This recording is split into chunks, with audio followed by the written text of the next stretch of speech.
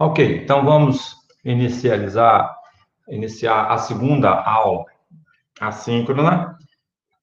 Vou fazer aqui o fechamento, né, do material relativo à metrologia, controle de qualidade laboratório, conceitos introdutórios ao laboratório de química analítica, ok?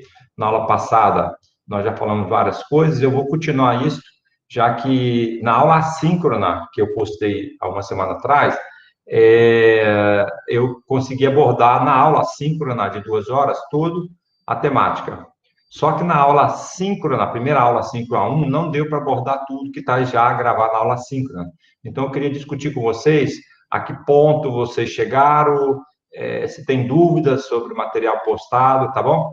Para a gente dar prosseguimento. Na turma de manhã, eu não consegui introduzir a parte de espectrometria, espectrofotometria UV visível, né? Por quê? Porque os alunos tiveram muitas dúvidas ainda, em alguns aspectos ligados à curva, né? Questão de branco, e aí eu demandei um certo tempo nessa parte, fiquei meio amarrado e não consegui introduzir a parte de espectrofotometria UV visível. Então, a aula que eu vou gravar hoje, a segunda aula assíncrona, ela já começa, né, com métodos instrumentais, né, com as técnicas instrumentais, tá bom? Beleza? Então, vamos lá. Vou, então, abrir aqui o material de aula. À medida que vocês têm dúvidas, eu vou fazer algumas perguntas, são só, por enquanto, 2 alunos, fácil de a gente conversar. E vou sempre insistir que vocês interagem o máximo possível comigo via Classroom, ou até mesmo via WhatsApp, se for o caso, com poucos alunos, para vocês sanar todas as dúvidas que vocês têm e possam progredir aí na análise instrumental. Então, na aula passada, vou revisar aqui, começando por aqui, isso aqui nós discutimos, falando sobre métodos instrumentais, tipo de sinais diferentes, escolha de método, ok? Quando você escolhe o método, alguns conceitos importantes sobre curva analítica, meias adições. Então, vocês têm dúvida em relação à diferença entre o método das adições e da curva de calibração? Vocês entenderam?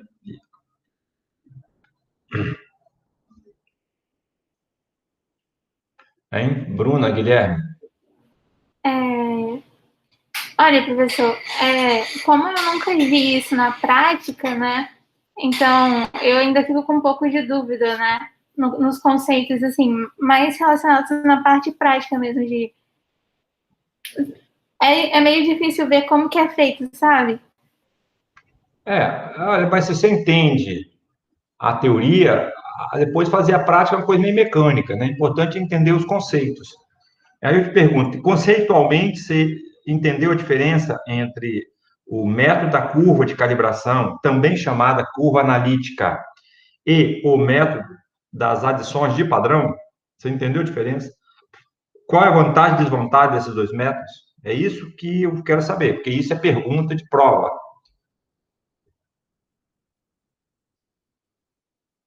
Guilherme, se pronuncie, por favor. Eu não consegui entender direito a diferença. Tá, então vamos revisar esse assunto e dar continuidade, né, aos demais temas, tá bom? Então, vamos lá. Eu vou pegar a caneta vermelha. Seja que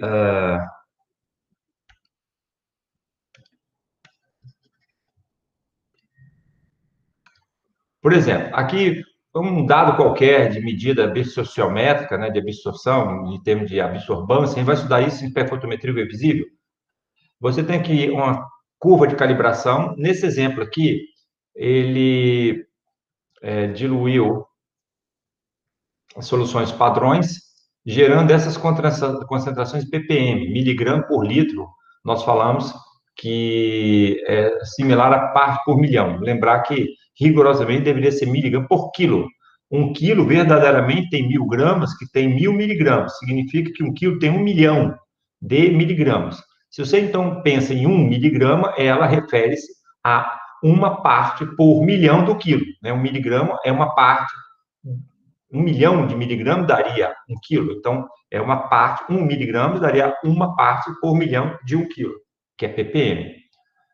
Mas a maioria das soluções você considera a densidade praticamente igual a 1, e realmente mesmo a 25 graus centígrados, há uma queda de 0,3% da densidade em relação ao valor de unidade 1. Lembrar que a unidade é unitária, a densidade é unitária, não a 0 Kelvin, né? Desculpe, 0 graus centígrados, mas sim a 4,3 graus centígrados. É a maior densidade da água, 4,3 graus centígrados, e aí, nesse caso, é 1,000000. A densidade é 1.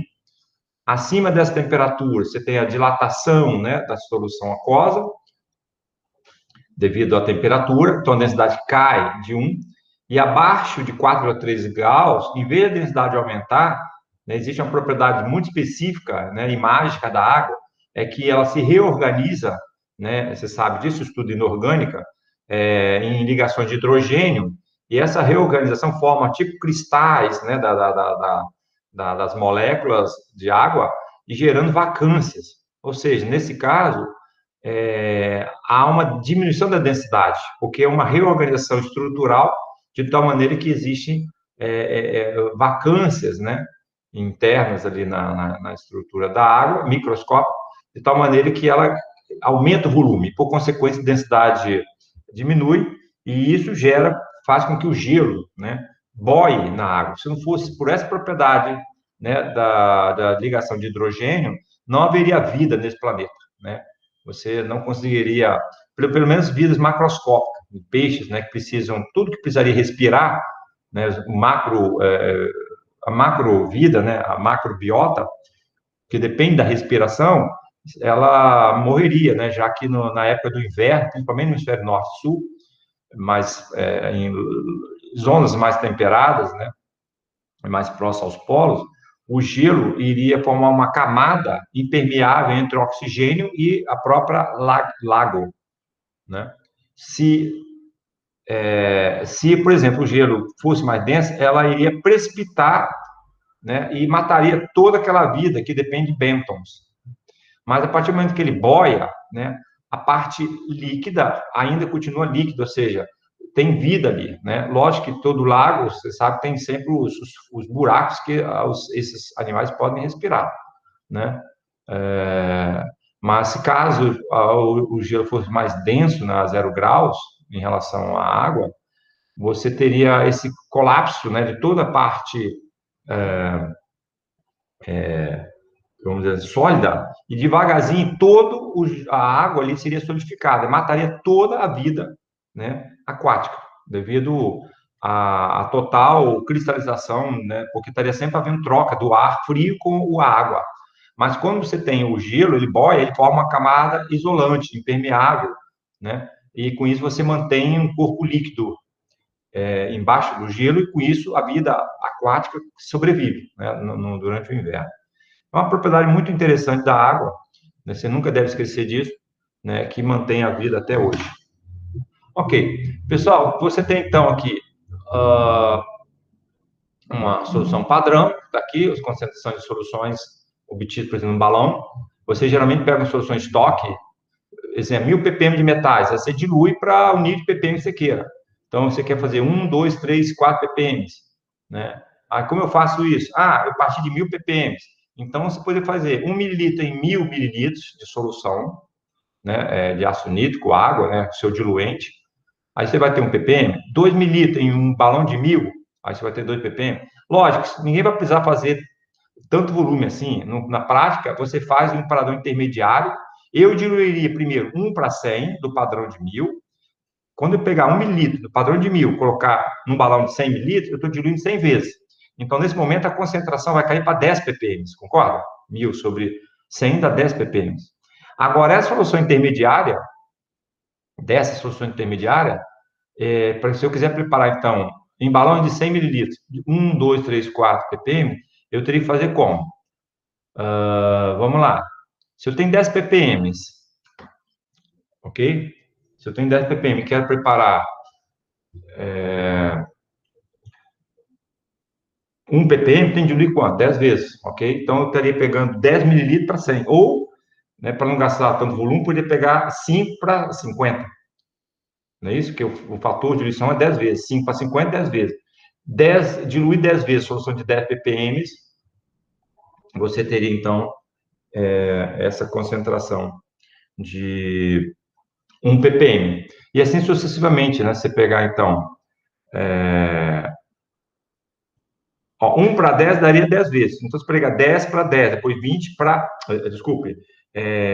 1 para 10 a relação, ou 5 para 50, ou 10 para 100, para poder o fator dar 10 vezes. Ok? Ou tem outra técnica também, em vez de você preparar a solução intermediária, você poderia tentar partir de uma micropipeta até 1 mililitro, variável 1 mililitro. Então, você pegar, a partir de 1.000, eu preciso diluir, para obter 1 ppm, eu preciso diluir 1.000 vezes. Então, eu poderia pegar 100 microlitros, 0,1 mililitro, para 100 mililitros, solução final, eu diluí 1.000 vezes. 200 microlitros para 100, dilui 500 vezes, e assim sucessivamente, preparando, então, 1, 2, 3, 4 ppm. Então, isso depende do instrumento que você tem no laboratório, do nível de exatidão, precisão que você queira. Pegar volumes muito pequenos não é recomendável, né? Desde que a micropipeta seja muito bem confiável, né, de marca, né, bem idônea. Mas eu, particularmente, não gosto de preparar soluções padrões pegando micro quantidades e diluindo para um volume muito grande, tipo 100 mililitros, 200 ou 1.000. Eu prefiro fazer um padrão intermediário para diluir mais esses erros. Quando você faz somatório dos desvios, né, a incerteza expandida acaba sendo menor do que se você pegasse direto um único instrumento, uma micropipetagem. 100 microlitros, só de pegar ali um microlitro já está errando em 1%, concorda? Então, já tem um erro de pipetagem já alto, 1% já é considerado alto. Então, não é interessante trabalhar com micro quantidades e depois diluir para um grande volume. Feito a curva de calibração, você vai passar no seu método analítico, lá na sua técnica, no seu instrumento, né, e vai obter um sinal. Geralmente, você subtrai o sinal, todos os sinais de todas as soluções padrões do branco. Esse branco aqui é o branco de calibração, que nesse exemplo aqui não é de citado, mas você pode ter vários tipos de branco, eu falei, geralmente branco para compostos inorgânicos. Você está utilizando ácido nítrico diluído, sei lá, 0,1%, 0,5%, 1%, é o caso do CPOS, para preservar a amostra, né? Evitar a hidrólise dos cátions, né, que possam precipitar, né, reagir com água, e também para evitar a dissorção desses cátions e ânions sobre a parede do próprio frasco interna, a parede interna do frasco, ok? De vidro. Lembrar que a sílica tem muita polaridade, tem muito ligações de sítios, né? Tanto cationes e aniônicos na superfície, e com isso eles adsorvem, né? Tanto cátion como os ânions. E uma forma de evitar isso é saturar a superfície com o próprio H+, hidrônio, né, do ácido, e o próprio ânion do ácido, no caso nitrato e H+, na forma de hidrônio, né, o hidroxônio, já que não existe isolado. O H+, é só uma forma de se falar, né? Mas ela, na prática, você sabe que H+ não existe, o próton isolado não existe. Existe, ele se liga ao centro negativo da água e forma o hidroxônio, que tem algumas estruturas propostas em livros. Pessoal, então, fazer uma curva de calibração, né, com método de curva analítica é muito simples, basta você construir uma curva a partir de padrões, né, conhecidos, padrões que você compra, né, soluções conhecidas, 1.000 ppm, 500 ppm, o que for, seja na parte orgânica, inorgânica, você compra padrões, né, padrões orgânicos para HPLC, para cromatografia, né, ou padrões inorgânicos também para as técnicas elementares. Ok. Faz a curva de calibração. Essa rosa aqui foi a curva construída com os valores brutos, os sinais totais. Mas você tem que subtrair todas essas concentrações, inclusive das amostras, do seu branco de calibração, ok? Nesse caso aqui, nesse exemplo aqui, ele está considerando o branco de calibração também igual ao branco de preparação, que é aquele branco que obtém as amostras, para obtenção das amostras. Quando você faz a digestão de uma amostra, qualquer que seja esse processo de digestão, muitas vezes, você tem que introduzir reagentes externos, né, para a dissolução. É o caso de ácido nítrico, clorídrico, sulfúrico. Isso numa digestão ácida, mas você pode também colocar sais, hidroxódio, pode colocar, no caso de fusão alcalina, né, o bisulfato, potássio, o pirsulfato, no caso, você pode colocar, fazer uma digestão com carbonato, né, de sódio, tem vários, né, fundentes. Vocês estudaram dissolução de amostra em Quant 1, Quant 2? Hein? Lá na ementa de Quant 2, lá está previsto digestão de amostra, né, preparo de amostra. Vocês estudaram um pouquinho? Hein, pessoal? Bruna, Guilherme, Letícia? Sim. Sim. Então, vocês devem ter estudado lá alguns ácidos, né, de importância para a digestão de amostras, tá certo? Vamos revisar isso rapidinho? Vamos lá. Quais são os principais ácidos que você usa no laboratório para digestão de material mineral, né, solo, sedimentos, amostras da natureza em geral, incluindo contendo matéria orgânica, né? Solo, por exemplo, tem um teor de carbono orgânico ali, de vários compostos orgânicos. Que ácidos geralmente você usa para fazer esse tipo de gestão? Alguém me explique, por favor. Já estamos nos preparando aqui para uma avaliação oral no futuro. Hein, Bruna, Guilherme, Letícia? Olha, geralmente, que eu saiba, se usa muito ácido nítrico, ácido fluorídrico e clorídrico. Perfeito, são os três mais utilizados, sendo que o fluorídrico é mais para caso específico. Quando você usa ácido fluorídrico, quando você usa? Aí, pessoal, participa aí, Letícia, Guilherme, para te Usa adiantar, senão... muito poucos ml, né? Como? Usa uma quantidade a menor possível. Não, quando eu preciso usar ácido fluorídrico, de fluorídrico, não é clorídrico, não. Clorídrico é outro ácido. O ácido fluorídrico, quando eu preciso usar ácido fluorídrico, ele é muito utilizado em laboratório? Essa é a questão. Eu Não, acho que ele é três ao utilizado menos. mais. Você acha que ele é muito utilizado? Hein? Quem utiliza, para que você usa ácido fluorídrico? Para abrir que tipo de amostra? Hein, pessoal? É para abrir amostra com é, O professor, Oi, o pode falar. ácido fluorídrico geralmente é para silicato, né? Exato. Então, amostras contendo silicato. Sejam rochas, areia, sedimento, né, solo, isso você precisaria usar ácido fluorídrico. Se você estiver interessado em quê? Você está interessado na sílica ou está interessado em algo preso à sílica? em algo preso na sílica, porque o flúor vai destruir a sílica. Perfeito.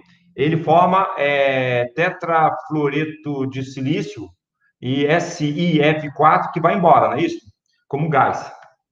Então, você perde o silício. Você usou as fluorídrico apenas para decompor a matriz, né, silicática, né, lá contendo silicato, e liberar átomos, né, elementos presos àquela matriz na forma de fio de espato, aquele grupo de silicatos, né? Sejam fio de espatos, fio de espatóides, própria sílica, né? Albita, vários filosilicatos, né?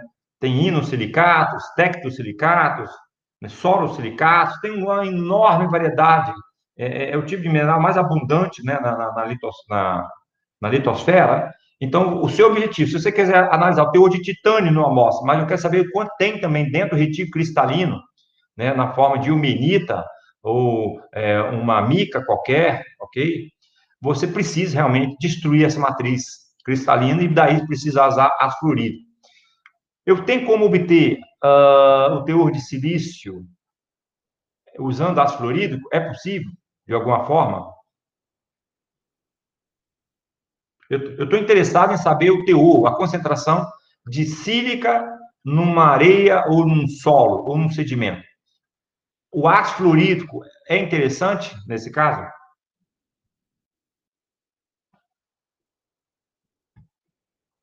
Hein, pessoal? Não, não, porque você quer descobrir quanto de sílica que tem. Bruno, você concorda com o Guilherme?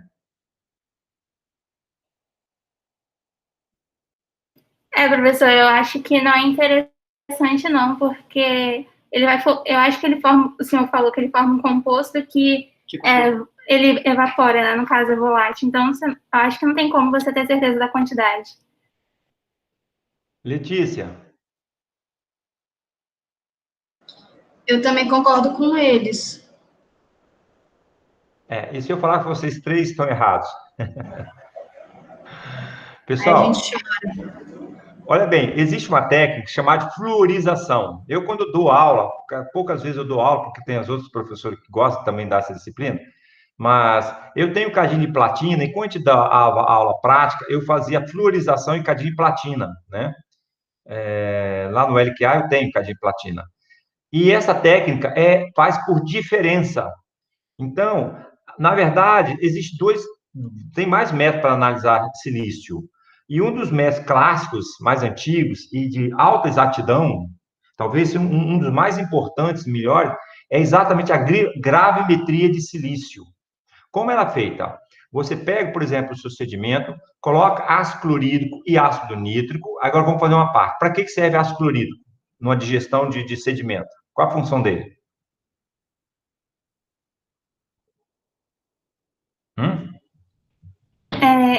Eu não tenho certeza, mas acho que é o clorídrico que complexa com analito, não é? Com quem? Com o analito. Qual analito? Qual analito? Você tem a tabela periódica inteira dentro de um sedimento. Você forma cloro complexo com alguns metais de transição, principalmente quem? O ferro. Por quê? Porque os clorocomplexos de ferro são muito estáveis. Aí fica aquela solução amarela, quando você pega um minério de ferro, um sol, aquela cor amarela que forma é devido a cloreto de ferro 2 e cloreto de ferro 3, entendeu? E aí você estabiliza esse ferro e com isso facilita a dissolução, a retirada dele da fase sólida para a fase aquosa. Então, a principal função, né, do ácido clorídrico é usado para dissolver óxido de ferro, compostos contendo ferro, principalmente, todos os nossos solos são lateríticos, né, chamados lateritas, foi muito intemperizado ao longo de milhões e milhões de anos, e hoje você tem um solo rico em ferro, em alumínio e titânio, que é o material residual, né, do solo. Aquela parte mais solúvel, que são cloritas, fluoritas, né, compostos de magnésio, contendo flúor, sódio, potássio, eles foram solubilizados. É o caso da albita, né, a caulinita, a caulinita é um caso, um filosilicato, né, de maior dissolução. Aquele grupo lá chamado dos filosilicatos, né? Tem vários tipos de solos, né? E minerais associados a isso, tem a gipsita, né? A caulinita, montimonolita, a vermiculita, são vários tipos de argilo-minerais. Eles contêm muito cátions, né? Solúveis, sódio, potássio, né? Cálcio.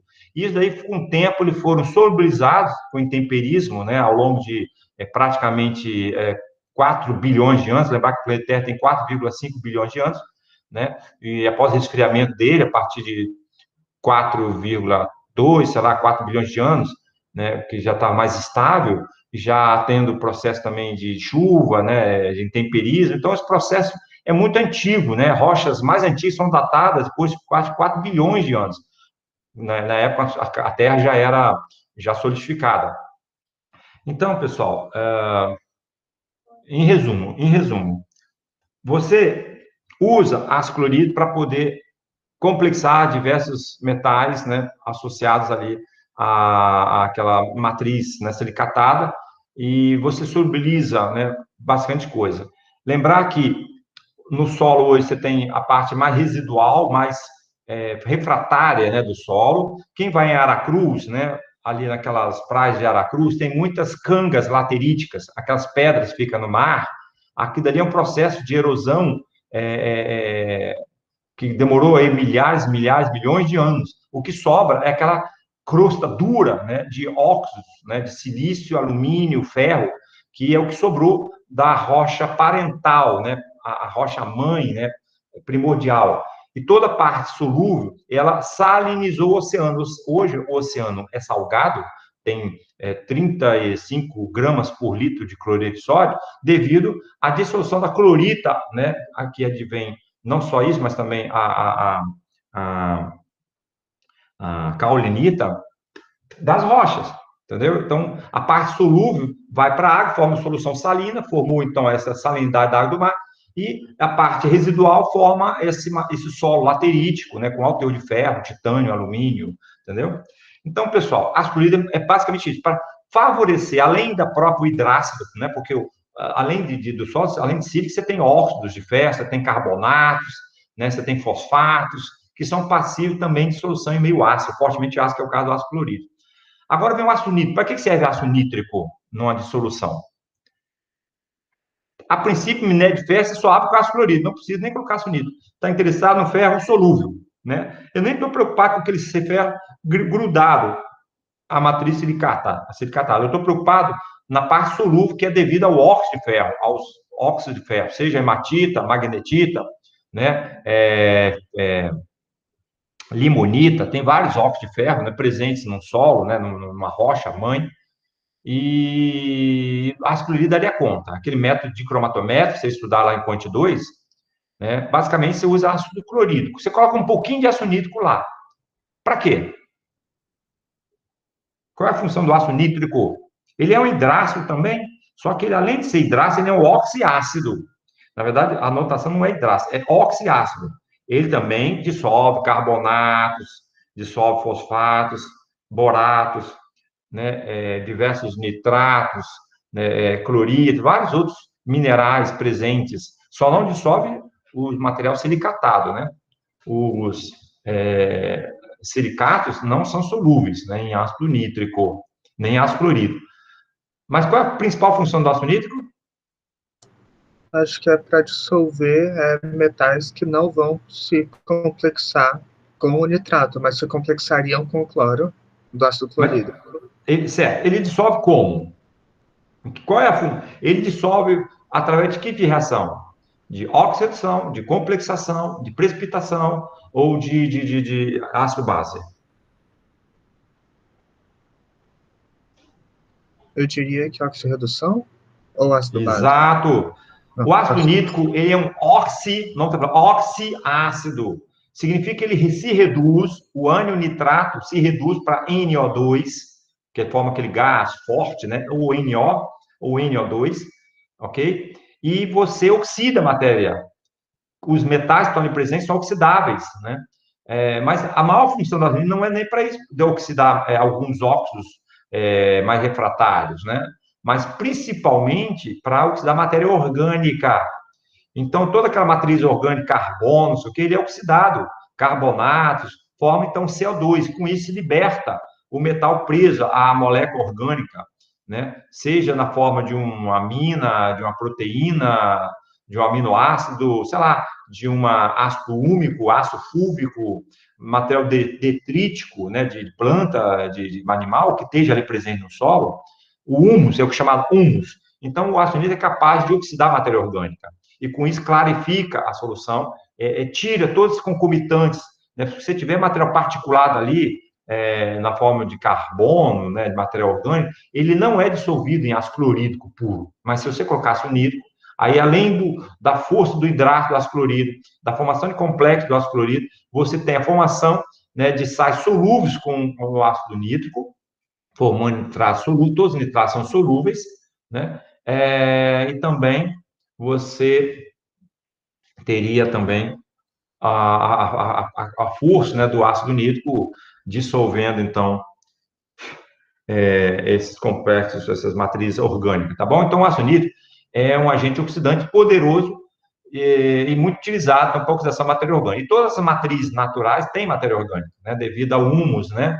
A própria chuva traz matéria orgânica, o detrito das plantas gera o humus, né? E a terra, excetuando a areia de praia, que é muito lixiviada, né, que tem baixo teor de matéria orgânica, quando você fala de solo, todo solo tem um percentual de matéria orgânica que varia de 1%, chegando a 10%, 20% de matéria orgânica, depende do tipo de solo. E você tem que decompor essa matéria orgânica, senão você gera severas interferências no seu método instrumental, tá bom? Aí vamos para o ácido sulfúrico. Quando se usa ácido fúrico?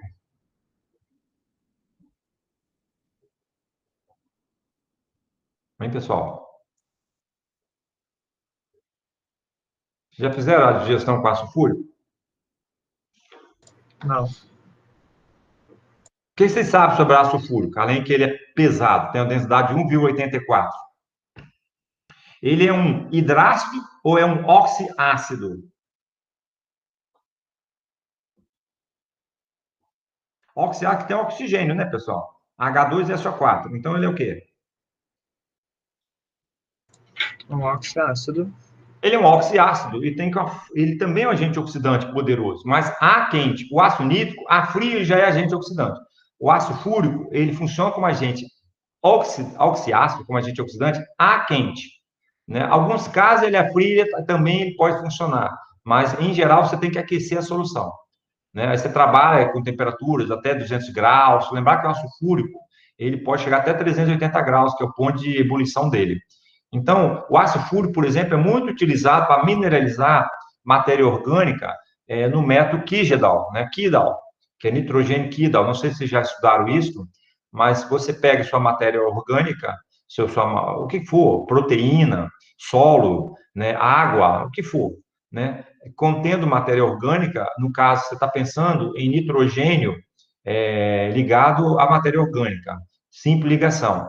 Né? O nitrato e o nitrito, né, não é passível, né, de solução ou de mineralização para formar NH4+. A ideia é que quando você quebra aquelas ligações nitrogênio-carbono, né, de grupo azo, dupla ligação, né, às vezes até tripla ligação, mas principalmente de simples ligação, né, seja de amina ou amida, ou, por exemplo, grupo gleuxima, né, tipo assim, dimetilgleuxima, né, que é N ligado a carbono com H, já esqueci, né, a estrutura, mas quando você mineraliza com ácido fúrico a 370 graus, você transforma esse nitrogênio carbônico, esse ligado à cadeia orgânica, você transforma isso no cátion NH4+, formando sulfato de amônio, né, NH4+. Depois você, num destilador, coloca hidróxido de sódio,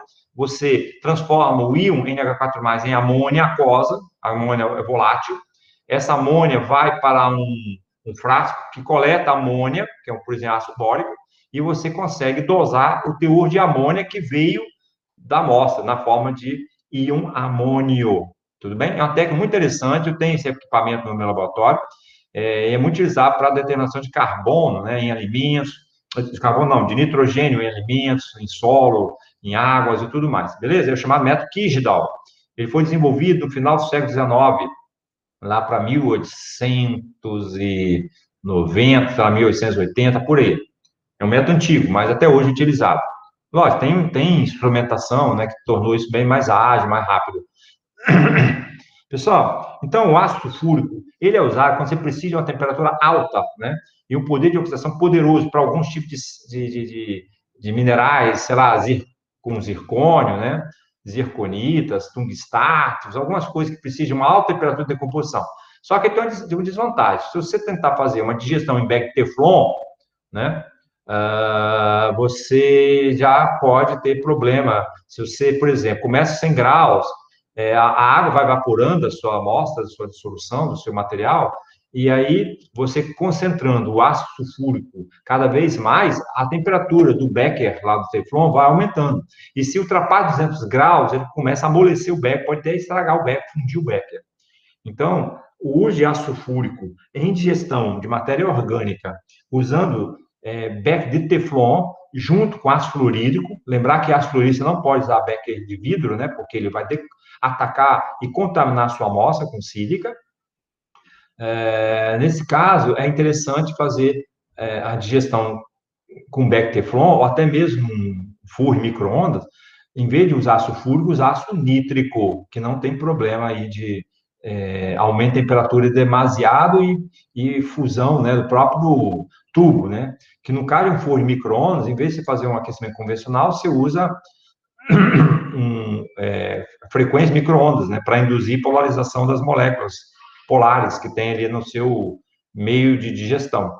Com isso, a temperatura aumenta em demasia num sistema fechado, uma bomba, né, de Teflon, um material resistente, que não é bem usado o Teflon, é outro, ele é similar à estrutura do Teflon, e com isso você aumenta ali, você consegue ter alta pressão, né, acima, tipo 50 bar de pressão, e com alta temperatura. Então, lá dentro do tubo de Teflon fechado, no micro-ondas, você pode chegar a 180 graus centígrados, 200 graus, temperatura alta suficiente para decompor completamente, quebrar as ligações, né, iônicas no seu retículo cristalino, tá bom?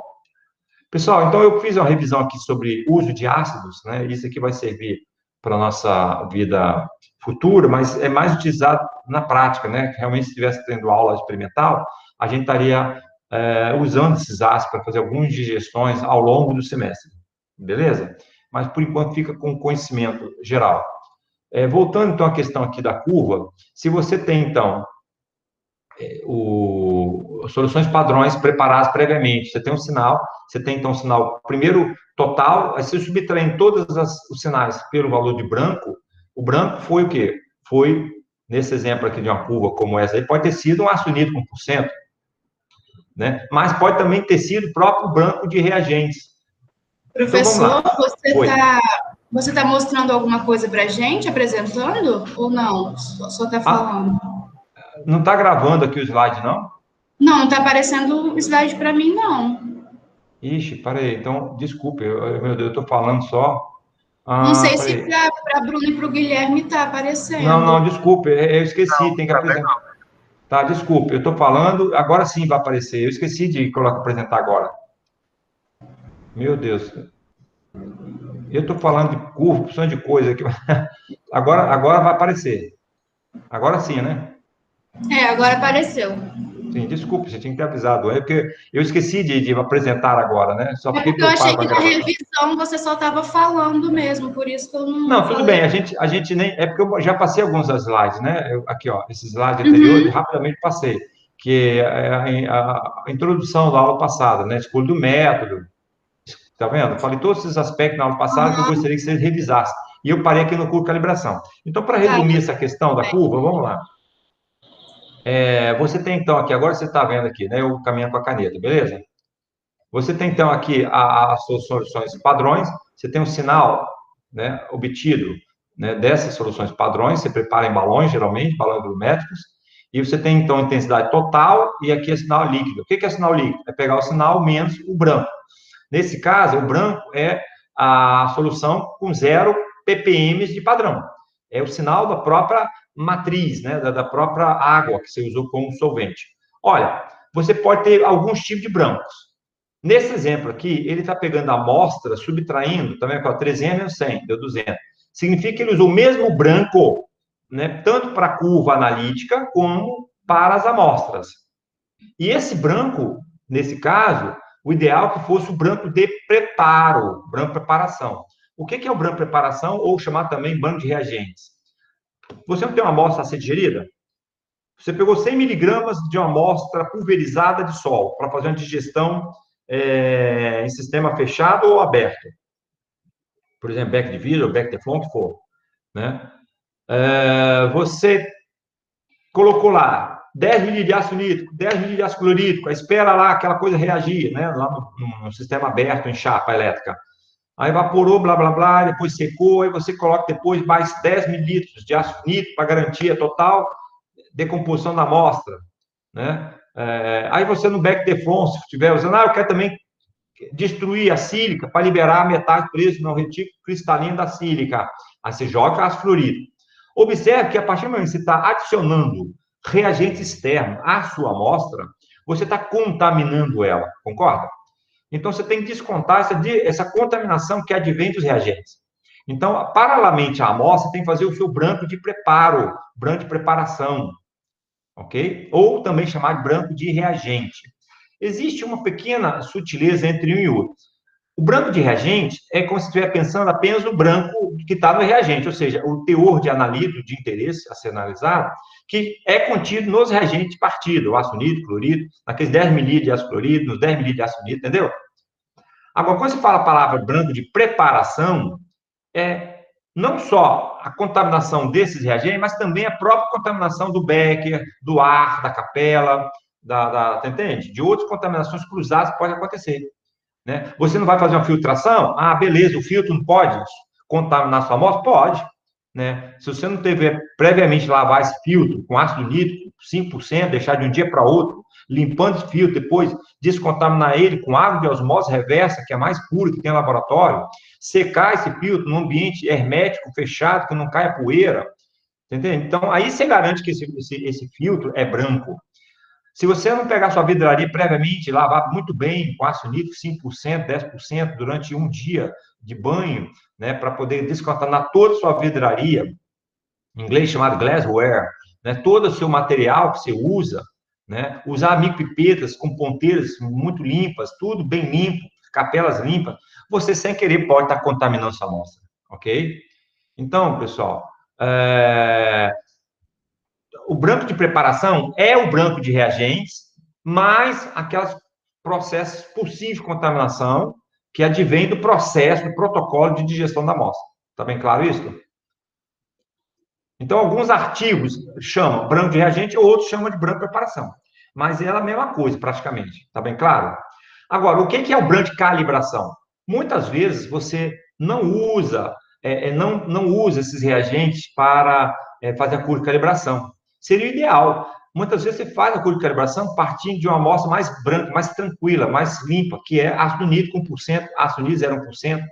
Você mantém um meio ácido para preparar essa curva de calibração para evitar a desorção, né, de elementos químicos na superfície do frasco e para evitar a hidrólise, né, de cátions, principalmente polivalentes, presentes na sua amostra de digestão. Para isso você usa, né, uma solução branca de ácido clorídrico, 1%, 0,1%, ou ácido nítrico. Geralmente o ácido nítrico é mais usado. É só para isso. Então, a curva de calibração, obtida com padrão primário, né, padrões comprados, né, que são padrões mesmo com rastreabilidade e com valor de concentração conhecida, você faz adição em balões de volume diferente de padrão para gerar uma curva analítica, como está mostrado aqui, ó. Eu criei um padrão de 1 ppm, 2 ppm, 3, 4, e aí teve o sinal associado.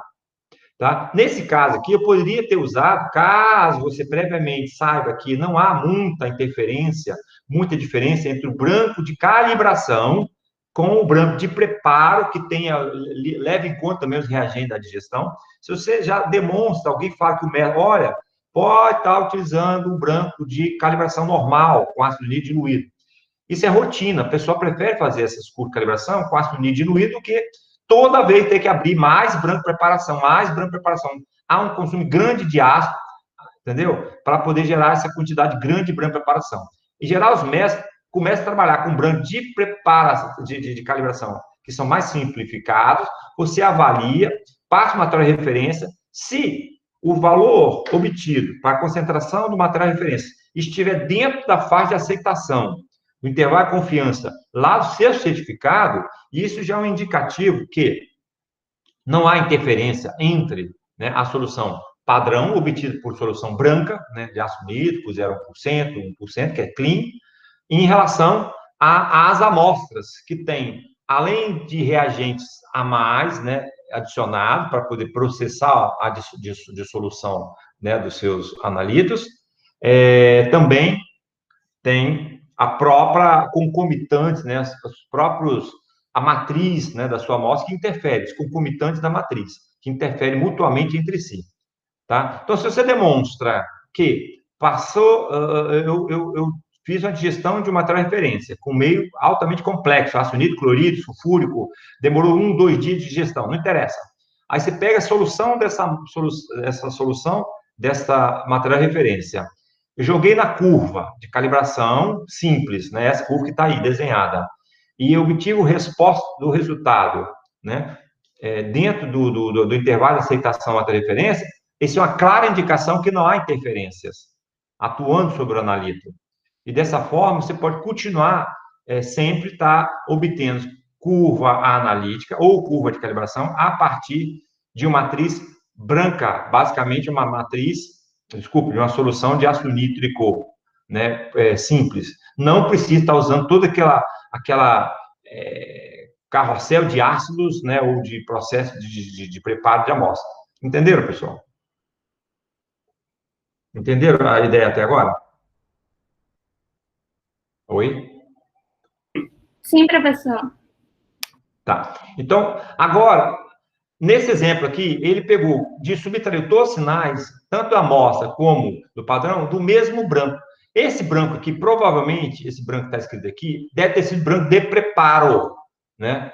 Deve ter sido branco, o que ele fez? Ele pegou, eu preciso de 10 ml de ácido nítrico, 10 ml de ácido clorídrico e 2 ml de ácido fluorídrico em back Teflon durante 1 hora, filtra, blá, blá, blá, blá, blá, blá.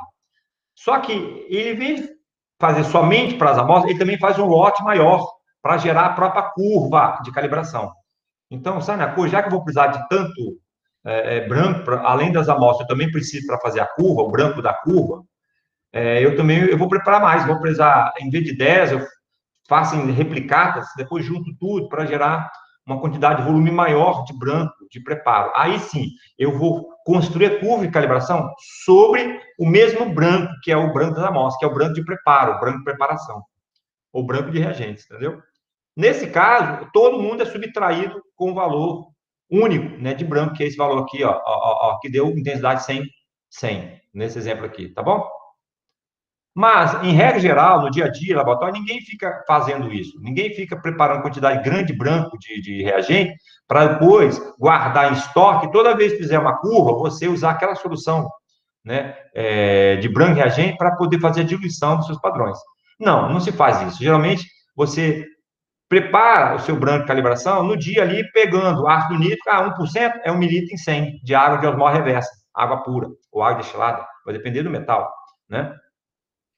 Entendeu? Então, você faz na hora, no dia, o seu branco de calibração. Então, o branco de calibração é o branco mais simples que tem. Geralmente é usado para preparar a curva de calibração. Beleza? E o branco de preparação é um branco que você tem que descontar da sua amostra, do sinal da amostra, para poder eliminar o efeito dos reagentes que usaram para preparar aquela amostra. Está bem claro isso? Então, qual é a vantagem da curva analítica? É que você prepara soluções com concentrações, né, diferentes. Você tem um sinal primeiro bruto, subtraindo todo mundo do branco de calibração, você tem um sinal líquido, aqui essa cor em preto, aqui em azul escuro, né? Dado um valor de amostra qualquer, olha, o sinal da amostra deu aqui, ó, sinal da amostra. Aí você vem aqui na reta de regressão, já corrigida, né, com branco de calibração, e aqui, opa, então essa é a concentração da amostra. Aí você tem a concentração da amostra na solução.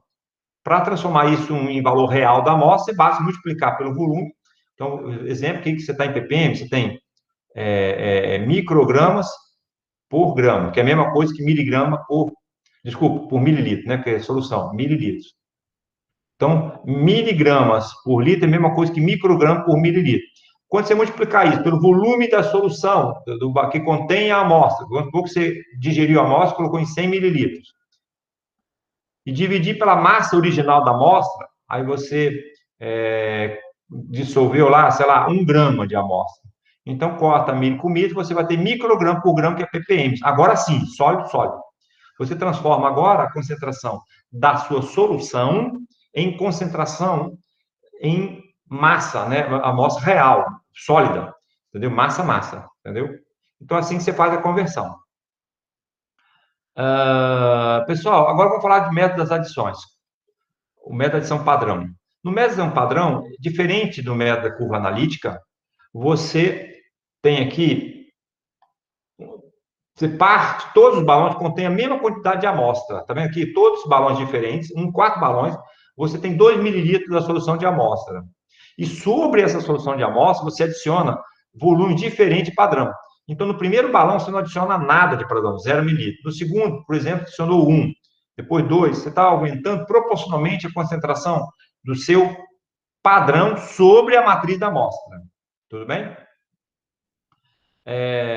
Esse aqui também não está dado, mas, se eu não me engano, o volume aqui deve ser 100 mililitros. Deixa eu ver. Quando você pegar 1 mililitro em 50, deixa eu ver. Eu acho que é 1,50. Na verdade, então, o volume da solução, de toda a solução, é 50 mililitros, tá bom? 50 mililitros. Por quê? Porque se eu peguei 1 mililitro da solução padrão, estoque, de 10 ppm, diluir para 50, eu estou diluindo 50 vezes. 10 sobre 50 dá 0,2 ppm. Se você pegou 2 mililitros para 50, você tem, então, 1 sobre 25 avos de 10, que é 10 sobre 25 vai dar 0,4. E assim sucessivamente, tá? 3,50 avos vezes 10 vai dar 0,6, tá bom? Então, pessoal, no final você vai ter, então, um aumento da concentração do padrão em diversos balões distintos, mas todos os balões contêm a mesma quantidade de amostra, tá bom? E aqui você tem um sinal. Quando você plotar isto, você vai ter, então, uma reta deslocada do eixo zero. O eixo zero agora, ele é a própria concentração, em sinal da amostra, né? A interseção aqui, né? No eixo da ordenada, é o próprio sinal da amostra. Tá aqui, voltando aqui, então, ó. Aqui, o primeiro ponto da curva, cujo sinal é 0,075. Deixa eu ver se tem caneta branca aqui. Não tem, não. Mais clarinhas, cor. Posso fazer a cor branca aqui, ó. Amarelinho, pronto. Cor de... Ah, não, mas aqui não é caneta. Peraí, tinha que ser em caneta. Deixa eu ver. Caneta. Não me lembro como muda. Deixa pra lá. Tudo bem. Tem que ser caneta mesmo, tem que estar aqui. A mais clarinha mesmo é o vermelho, tem jeito não. Pessoal, então, aqui é o primeiro ponto da curva. Quando você adicionou 0 de padrão, você tem o próprio sinal da amostra, já que todos os balões têm uma quantidade de amostra, 0,075. Estão plotando aqui, você vai ter... Vou apagar isso aqui para refazer isso. Então, vamos lá. Caneta clarinha. Então, olha bem.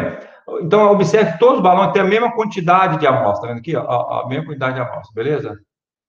Esse aqui é o valor basal seu agora, né? O balão 1, aqui eu vou chamar balão 1, balão 2, balão 3, balão 4. No primeiro balão, você tem somente amostra, cujo sinal deu 0,075. No segundo balão, você, além de ter amostra, a mesma quantidade de amostra, você adicionou o padrão, gerou esse sinal aqui a mais, né? Que é o delta Y, né?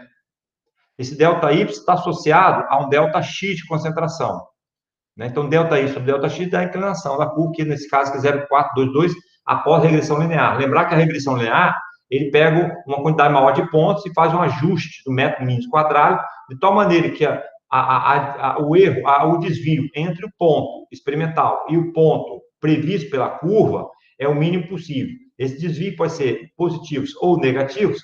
O somatório desse desvio, né, de x, o YI, também tem um XI e o YI.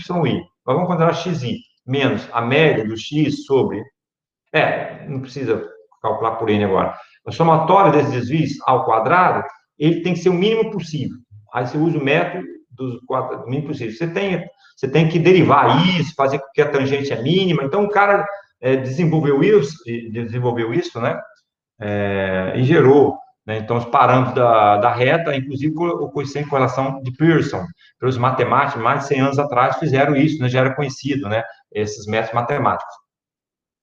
Pessoal, e o coeficiente de Pearson, você sabe, quanto mais próximo de 1, mais linear, mais os pontos estão dentro da reta. Aqui, ao quadrado, é chamado coeficiente de determinação, né? Vocês falam que 99,9% dos dados são explicáveis por esse ajuste desta reta, né? É mais ou menos isso que significa coeficiente de determinação. Mas isso é um parâmetro mais estatístico, a gente gosta de usar R sozinho mesmo, R ao quadrado, e quanto mais próximo de 1, significa que a melhor é a reta, a melhor foi a correlação. Tá bom? Melhor foi o seu ajuste, né? Os pontos estão realmente muito dentro da reta de regressão e significa que existe uma altíssima proporcionalidade entre eles, né? Beleza? E o mínimo possível de erros experimentais, já que todos os pontos estão dentro da regressão.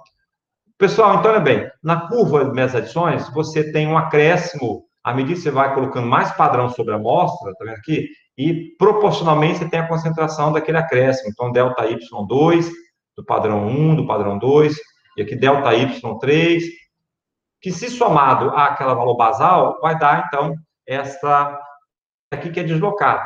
Olha, se não tivesse a primeiro balão, se fosse apenas branca calibração, ele partiria aqui de zero, praticamente. Aqui geraria a chamada curva analítica. porque não existe nenhum analito no seu padrão. Aqui, ó, estou desenhando aqui, ó, essa aqui seria a curva analítica.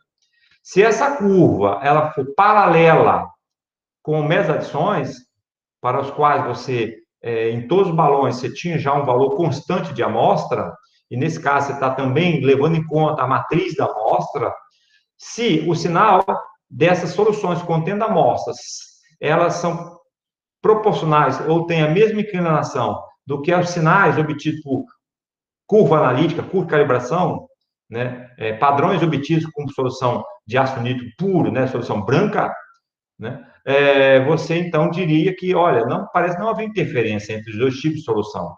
A matriz da amostra, que é contido nessa reta aqui, ó, ela não difere muito, né, do sinal da curva analítica, tá bom?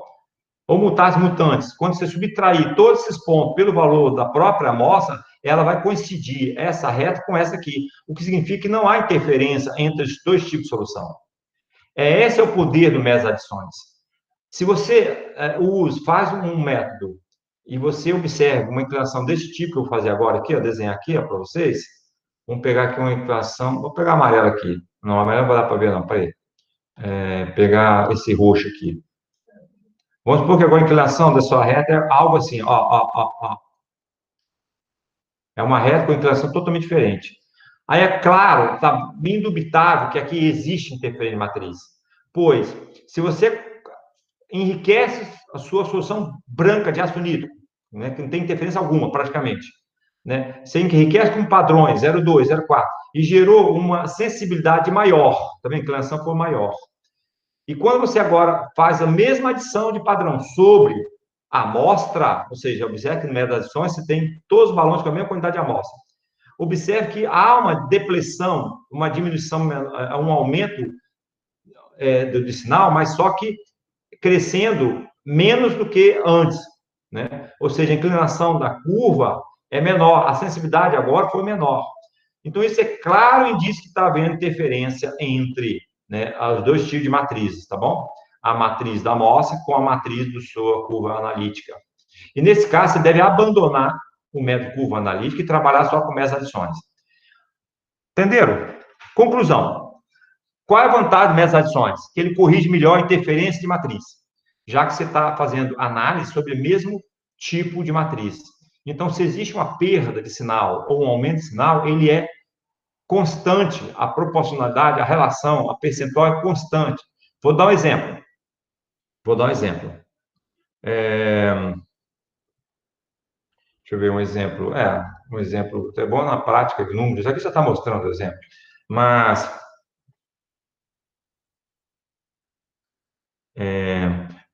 mais ou menos, vamos lá. Na sala de aula tem cada aluno fazendo uma prova. Ok? E aí você tem 2 alunos prova não é? Um trabalho, pronto. Eu escrever páginas. 2 alunos escrevem 4 páginas. Beleza? Sinal, a resposta é páginas. Você tem 4 páginas, está para 2. Então, 4 alunos é o dobro. Escreve 8 páginas. 10 alunos é o dobro. A inclinação é a mesma. Vai gerar 20 páginas. E assim sucessivamente. Contudo, agora eu vou ter uma matriz complexa. Agora eu não tenho uma sala de aula ampla, né, com espaço e com nenhuma distração. Agora eu vou para um outro tipo de sala de aula, uma outra escola, que tem 2 alunos, só que um cubículo apertado, com um calor desgraçado, e ainda é barulho lá fora, entendeu? De alguém fazendo barulho violento. Então, aí já não consegue fazer 2 páginas. 2 alunos faz apenas, em vez de 4, dobro, faz só 3 páginas. Né? 4 alunos vão fazer, em vez de 8, vai fazer menos. E assim sucessivamente, né? 4 alunos faz 7 páginas, e assim sucessivamente. Ou seja, você tem uma outra relação, né? Você perdeu sensibilidade no seu método. Por quê? Porque houve uma interferência de matriz. A sua matriz não está clean, né? Você não consegue ver o analito plenamente ali sozinho, né? É mesmo questão da atividade. Quando você estudar a atividade em Quant 1, né, à medida que você vai colocando sal na sua solução, a interação entre os íons aumenta. E com isso você não consegue perceber o sinal daquele analito de interesse. Tem concomitantes atrapalhando esse sinal, ok? E aí você vai diminuindo o coeficiente de atividade, E a relação A igual E vezes C vai caindo, ou seja, a atividade deixa de ficar igual à concentração, porque o coeficiente de atividade vai caindo. Então, isso acontece no mundo microscópio e no mundo macroscópio, é a mesma coisa.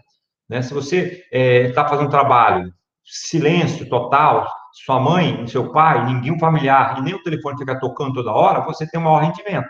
Mas se você tem perturbações do seu sistema, a sua matriz está perturbando você, está interferindo sobre você, o seu sinal vai caindo, tá? Então, isso acontece em todos os métodos analíticos, na física, na química, em tudo, na astronomia, qualquer que seja a ciência, você tem esses efeitos concomitantes, né, de interferência sobre sua resposta. Pessoal, então o método de adição avalia isso, se a inclinação dele foi igual à inclinação do método da curva analítica, obtida com soluções mais simples, né, de ácido nítrico, por exemplo, só água, solvente, mais um pouquinho de ácido, você tem, então, claro indício que não há interferência entre as suas amostras, né, e os seus padrões. Tá bem claro isso? Todo mundo entendeu? Hein, pessoal? Sim. Sim, professor. Ótimo. Tá. E qual é a desvantagem? Que alguém tem alguma desvantagem nessas adições? Por que ele não é tão usado? Ele é maravilhoso em relação ao método da curva analítica, na curva de calibração, mas por que ele não é tão usado? Hein? Pessoal, você pode ir com um carro 1.0 daqui para o Rio, não é isso? Carros populares. Você pode viajar para o Rio tranquilamente, não pode? Mas também você pode ir viajar com um Mercedes, que custa 500 mil reais. Ele vai ser mais rápido, né? Ele vai ter mais coisas, sei lá, para prever acidente, não sei o quê. Mas pergunta, quem é mais usar, carro popular ou um carro de 500 mil reais? Popular. Nesse exemplo, é uma questão de custo, pessoal. Tem muito mais carro popular, por baixo custo, do que um carro Mercedes. Então, olha bem, no caso das adições, você, além do custo, esse custo maior vai ser devido a preparo de mais soluções e mais tempo de análise. Você vai gastar mais gás, você vai gastar mais eletricidade, você vai gastar mais horas de trabalho do operador. Por quê? Porque enquanto no método da curva analítica, né, do curva de calibração, você tem, exemplo, vamos supor que eu tenho 50 amostras para analisar. Você precisa fazer uma curva de calibração, não é? Se você fizer uma curva de calibração com 4 pontos ou 5 pontos, vamos considerar 5 pontos. O branco de calibração mais 4 pontos de calibração. Você tem 5 soluções a mais para preparar. Essas soluções que você prepara, você pode preparar ou com branco de preparação ou com branco de calibração, que é o branco mais simples, né? Aquele de ácido nítrico 0,1%. O branco de preparo, além de usar esse ácido nítrico, leva em conta todos aqueles ácidos, aquelas substâncias que foram necessários para decompor a amostra. Então, observe que o branco de preparação sempre é maior do que o branco de calibração. Suponha, então, que se você quer usar o branco de preparação ou de calibração, você precisa fazer uma curva com 5 pontos, com 5 soluções a mais. No total, você tem que passar no seu instrumento 50 amostras mais 5 soluções que devido ao branco de preparação, para a curva analítica. Agora, vamos para o método das adições.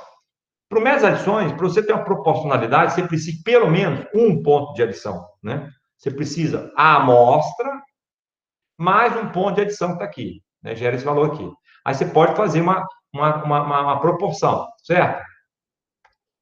Pegou amarelo. Aí você tem que o sinal da amostra está para a concentração da amostra, assim como sinal do padrão diferencial está para a concentração do padrão. Você tem aqui, então, uma relação, uma proporcionalidade entre triângulos, chamado semelhante triângulo, você aprende isso lá no ensino fundamental.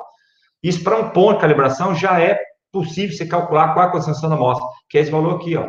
Concentração da amostra, aqui, ó. Concentração da amostra está para o sinal da amostra, assim como concentração do padrão, que nesse exemplo foi 0,2, né? Concentração do padrão, está para o sinal líquido do padrão, que é esse valor aqui. Esse aqui é o sinal líquido do padrão. Ou você usa a equação da reta. Olha, eu quero saber a concentração da amostra para o valor y igual a 0. Quando o y for a 0, o x vale esse ponto aqui, ó, que é a concentração da amostra. Então, você iguala a 0 aqui. Conclusão, x vai ser igual a menos b sobre a inclinação. Vamos chamar de i para não confundir. menos interseção sobre B. Esse menos é só para dizer que você transladou, já que você somou algo sobre a reta, a interseção ficou no lado negativo, mas isso matematicamente, quimicamente, não significa nada. A concentração vai ser B sobre I, tá bom? É só porque houve, matematicamente, um deslocamento da interseção, já que você somou todos os pontos da curva, né, a um valor constante de amostra, tá bom? Pessoal, conclusão. Você, então, obtém, pelo menos, para cada amostra, você teria que fazer o quê? Uma adição padrão. Amostra, analisar a amostra, depois a amostra mais padrão. Amostra 2, sozinha, amostra 2 mais padrão. Amostra 3, mais amostra 3 mais padrão. Amostra 4, amostra 4 mais padrão, para poder sempre estar trabalhando com a mesma matriz. Cada uma amostra com sua mesma matriz. Olha, você pode fazer isso? Pode, pessoal. Só que você vai dobrar o número de soluções a ser analisada. Se você tem 50 amostras, no mínimo você tem que ter, o quê? 100 soluções. Aí você dobra o custo de análise, dobra o tempo do operador, dobra o desgaste do equipamento e tudo mais. Então, tem um custo associado. É melhor? É óbvio que é melhor. Só que tem um custo associado, né? Que comida é melhor? Uma comida feita com um chefe francês, né? Maravilhosa, deliciosa, sonho dos deuses, que custa R$500 o prato, né? Ou a mesma coisa feita por um botequinho ali, né? De uma comunidade carente. É óbvio que aquela é muito mais delicioso, mais saboroso, né? Chefe, mas só que você tem custo. Né? Vale a pena pagar esse custo? Talvez não, entendeu? Se o objetivo é apenas se alimentar e encher a barriga, vai comer a comida popular, entendeu? Agora, se você gosta muito de coisas somente caras, tem dinheiro para isso, tudo bem, vai viajar de avião, né? Vai viajar, né? Você tem custo, você tem dinheiro para isso não vai pesar no seu bolso. Então, tudo é uma questão de custo-benefício, tá bom? Isso se aplica então, em todas as áreas, comércio, humanas, tudo, tá certo? Beleza? Entenderam, então, pessoal, a desvantagem do método das adições? Ele é melhor do que o método curva analítica, só que ele é mais custoso, demora mais tempo, né? Se você fez uma única adição, imagine se eu quisesse fazer para cada amostra umas 3 adições. Mas tem um jeito de contornar esse problema. Qual? Aí agora presta atenção nisso, tá, pessoal? Vai ser pergunta de prova. Existe um método chamado método da calibração após a adição padrão. Como que é esse método? Olha, se as amostras são semelhantes, um exemplo, você tem 50 sedimentos, foram coletados na mesma região. Eles têm uma matriz muito semelhante, porque ali é a mesma litosfera, o mesmo solo. Isso é muito utilizado na agronomia, né? Você vai lá, coleta várias amostras para ter uma fertilidade do solo. Então, você tem várias parcelas, você pegou naquela região, 1 hectare de terra, você não espera que haja variação grande de solo, né? Ali naquele hectare. Exceto se teve uma intervenção antrópica. Tipo assim, antigamente ali tinha pocilga, ou você tinha ali um matadouro, ou você tinha um curral, aí você tem muito esterco naquele solo, que aí tem muito mais matéria orgânica do que outra região que nunca foi tocada. Aí é óbvio, previamente você sabe da diferenciação entre as amostras. Mas uma região ampla que não teve alteração antropogênica e teve a mesma constituição geológica, você coletou várias amostras. Você não espera que, então, a matriz dessa amostra seja diferente uma da outra. Sendo assim, você constrói para 1 ou 2 amostras o método das adições padrões, tá certo? Que é esse método curva, a preta aqui, ó, essa método curva preta. Deixa eu apagar tudo isso. Selecionar laço, ver se está funcionando o laço. Pronto, selecionei, e aí dá del. Cadê del? Deixa eu ver se dá del direto aqui. Del, foi. Beleza? Então, voltando aqui, você obtém essa curva de métodos adições para apenas, né, o método adições para um conjunto pequeno de amostras, 1 ou 2 amostras, e utiliza a inclinação desta curva das adições para o método curva analítica. Além disso, você faz agora uma curva analítica, uma curva de calibração, com padrões em matriz simples, 5 pontos só, né? 5 soluções. E mesmo que, vamos supor que você tivesse, então, o método da adição e aqui da curva analítica. Vamos supor que curva analítica é essa inclinação aqui, ó. Vamos mudar de cor para não confundir. Vamos pegar esse verde aqui. Então, essa aqui seria a curva analítica. Ó, vou tentar fazer uma reta. Pronto. Pessoal, então, em vez de você usar essa inclinação aqui da curva analítica, essa inclinação aqui, ó, você usaria, então, a inclinação obtida pelo método das adições. Você pega essa inclinação, pega o sinal da amostra agora, sozinho, as próximas da amostra, e divide por essa inclinação aqui, e não por aquela, tá bom? Entendeu a ideia? Porque essa inclinação aqui do método das adições, ele leva em conta as interferências de matriz. Essa inclinação aqui, ó, esse ângulo aqui, essa inclinação, o I, sei lá, em termo tangente, ele leva em conta a própria interferência de matriz, os concomitantes da matriz que estão causando algum prejuízo ao sinal da amostra, tá? Claramente você vê que as inclinações são diferentes, tá bom? Então é melhor usar essa inclinação aqui, já que ela é obtida por uma situação mais real, onde os concomitantes estão presentes, né, que é a matriz, tá bom? Entenderam, pessoal? Hein? Bruna, Guilherme, Letícia, Manuela. Oi? Sim. Tá. Pessoal, ao longo do semestre, vão ter exercícios que eu vou passar para vocês, exercícios para casa, sobre cálculo de curva analítica, que vocês usar Excel, tá bom? Vocês vão ter que usar Excel e a gente vai discutir quem é melhor, qual método é pior. Então, é preciso que vocês entendam bem, né, a fundamentação desses dois métodos, que é a base de tudo, né, na química analítica, tá bom? Só tem uma coisa que eu esqueci de falar, que eu falei na aula passada, é relativa ao branco da amostra. Pessoal, às vezes no dia a dia você fala. Minha apresentação está sem microfone? Não, está gravando, né? Ai, peraí. Tá gravando, tá dando para ouvir. Não, tá sim. Não, eu tô preocupado. É que até aparece aqui na minha tela, Onélio, sua apresentação está sem o microfone desligado. Não, mas eu acho que está gravando, né? Será que não está gravando no Drive? E só está gravando. Professor, para mim está aparecendo que está gravando, só não sei. Tá. Deve ser tudo. Aparece aqui, você fixa sua apresentação na tela É principal. porque normalmente tem o microfone que você usa e tem o microfone da câmera. Aí o microfone da câmera que está desativado. Aí você só está usando o microfone comum. Ah, então deve estar, mas deve estar gravando. Né? Só uma observação que eu fiz agora. Tá bom. Vamos lá, Letícia, alguma dúvida? Manuela? Por enquanto, está tudo tranquilo? Posso continuar? Pode continuar, professor. Tá, vamos lá. Voltando, então, à apresentação. Pessoal, quando você está no laboratório, é importante você chegar para quem está querendo fazer... Olha, faça análise de materiais. Primeira pergunta que se faz. Cadê o branco? Branco preparação. Hora e meia, pessoal, chega pessoas no laboratório, né? Outras pessoas querem ajuda e esqueceu de fazer o branco preparação. Eu tenho até uma situação agora de uma aluna doutorada, que eu estou dando assistência, aluna lá do Centro Tecnológico, e ela fez a porção de extratos com meios diferentes, né? Com citrato de amônio, fez com ácido, tampão, e ela esqueceu de preparar os brancos. Eu tinha explicado a ela sobre essa necessidade antes, mas ela não é química, e aí vai ficar sem branco.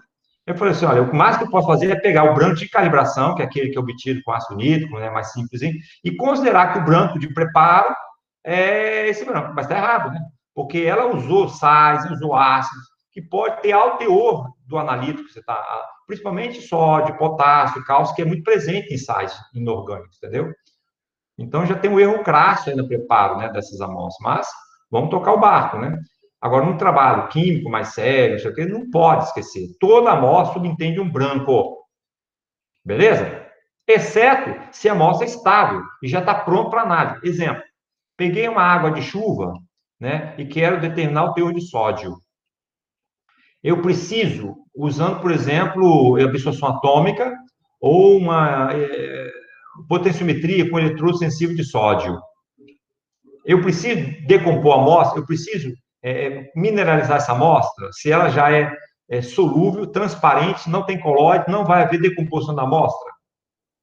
Nesse caso, muito raro, você pode usar direto a amostra e, teoricamente, não precisa de branco, né, da amostra.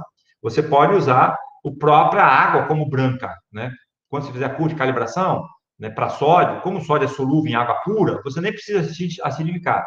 Exceto se você demorar a preparar a solução e for fazer uma análise daqui a um mês, aí talvez você precise dar uma acidificada para evitar a própria adsorção do cátion sólido, você preparou essa solução padrão, na própria vidro, né? Lá no o plástico vidro do seu container. Lembrar que plástico, ele retém menos cátions e ânions, ele, devido ser um polímero e tem poucas cargas, né? Ele é apolar, ele retém menos cátions e ânions, né? Menos íons na superfície. Só que a plástico, ele difunde gás. Então, se tiver a sua amostra interferência de CO2, é o caso de hidroxódio, quando você prepara a solução padrão de hidroxódio, né, você tem que ter cuidado também da absorção de CO2, que é um gás ácido, sobre a solução de hidroxódio. Ok? Por outro lado, você também não pode usar vidro comum, porque o íon sódio do vidro comum pode contaminar a sua solução. Então, você tem que usar um vidro borosilicato, um frasco de vidro especial, borosilicato, né? Ou quartzo, que é vidro puríssimo, né? Mas é muito caro, para você preservar a solução a longo tempo. Tá bom? Se você quiser, se houver necessidade. Em geral, você não está preocupado no íon sódio, você está preocupado na hidroxila, né? A solução de hidroxódio. Então, nesse caso, soluções guardadas a longo tempo, né, você certamente perdeu a hidroxila, diminuiu a concentração devido à difusão de CO2 acidificando a solução interna, tá bom? Então, tem que ter esses cuidados analíticos. Mas, pessoal, então, conclusão. Você usa o branco de calibração para preparar a curva e você tem também o uso do branco de preparação para preparar as suas amostras. E aí você desconta os seus padrões do branco de calibração, você desconta o sinal da amostra do branco de preparação, que é o branco de reagentes, e aí joga na curva somente sinais líquidos, né? Então, essa curva analítica vai partir do zero, aqui, ó, essa curva preta aqui, você só trabalha com sinais líquidos. Aí pega o sinal líquido da amostra e joga aqui dentro dessa reta de regressão linear e obtém, finalmente, a concentração da amostra.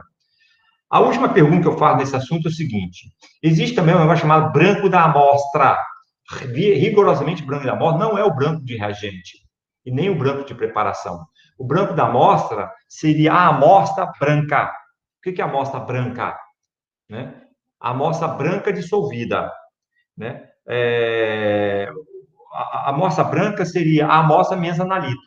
Imagina o sedimento, vamos supor que vai fazer ferro em um sedimento. Qual seria a matriz branca dessa amostra? Seria o mesmo sedimento com todos os constituintes menos ferro. Eu não estou querendo fazer análise de ferro? Não pode ter ferro. Só que você consegue obter essa matriz branca? Nesse caso, não. Amostras naturais, pessoal, né? Elas, raras vezes, vai ter a amostra branca. Não tem amostra branca. Quando você tem uma intervenção humana, aí sim, você pode ter uma amostra branca.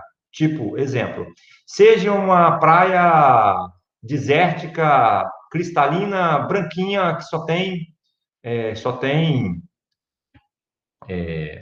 por exemplo, areia, né? Só tem sílica pura, praticamente.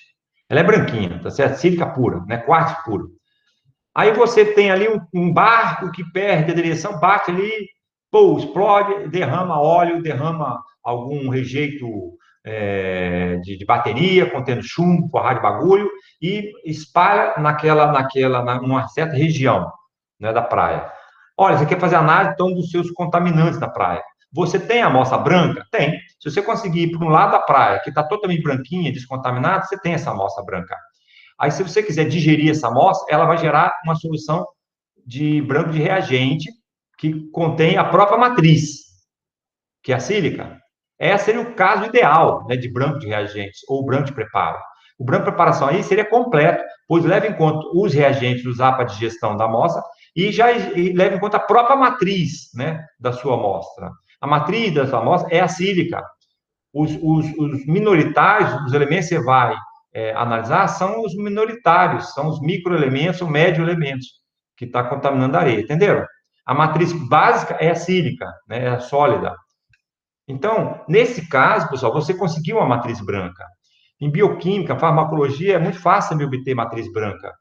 Por exemplo, seja a civastatina, né, que é um remédio para colesterol, né, para quem tem problema cardíaco. Olha, a indústria consegue te fornecer a matriz branca dela? Sim, é todo aquele material menos civastatina. É o seu condicionante, seu aglutinante, seu preservante, sabe? Todos aqueles aditivos que se coloca para poder dar o gostinho, para diminuir a acidez, para manter estabilidade, né? Não decompor, todos esses materiais acessórios, que são chamados recipientes, isso é a matriz branca, né? A matriz branca de um remédio é tudo que tem no remédio, menos o seu princípio ativo, entendeu? Isso seria, então, a matriz branca. É possível obter isso? Sim, é só mandar formular. Você faz mais manipulação, olha, prepara esse remédio sem o princípio ativo, ele pode preparar para você, entendeu? Então, matrizes artificiais são facilmente obtidas, matriz branca, mas matrizes naturais, não.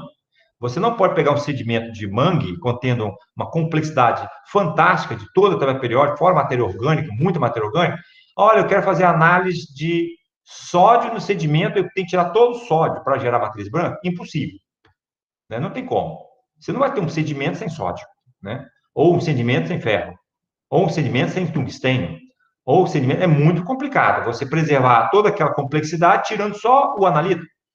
Entenderam a diferença, então, matriz branca entre relação a branco de reagente e branco de preparação? Tá bem claro? Tudo bem? Tá sim, professor. Tá. Pessoal, vocês têm que ter aula exatamente 3 horas, todos vocês, porque na aula de manhã eu avancei 15 minutos, porque eu perdi um tempo falando sobre essa introdução, esperando os alunos chegarem. Aí eu queria, eu não sei se vou, nos meia hora que falta, finalizar e chegar ao mesmo ponto que eu cheguei na aula de manhã. Todos vocês têm que sair exatamente 3 horas para começar outra aula? A professora é bem pontual, de 3 horas.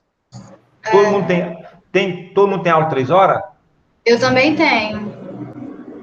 Tá. Tem algum aluno que pode ficar mais 15 minutos?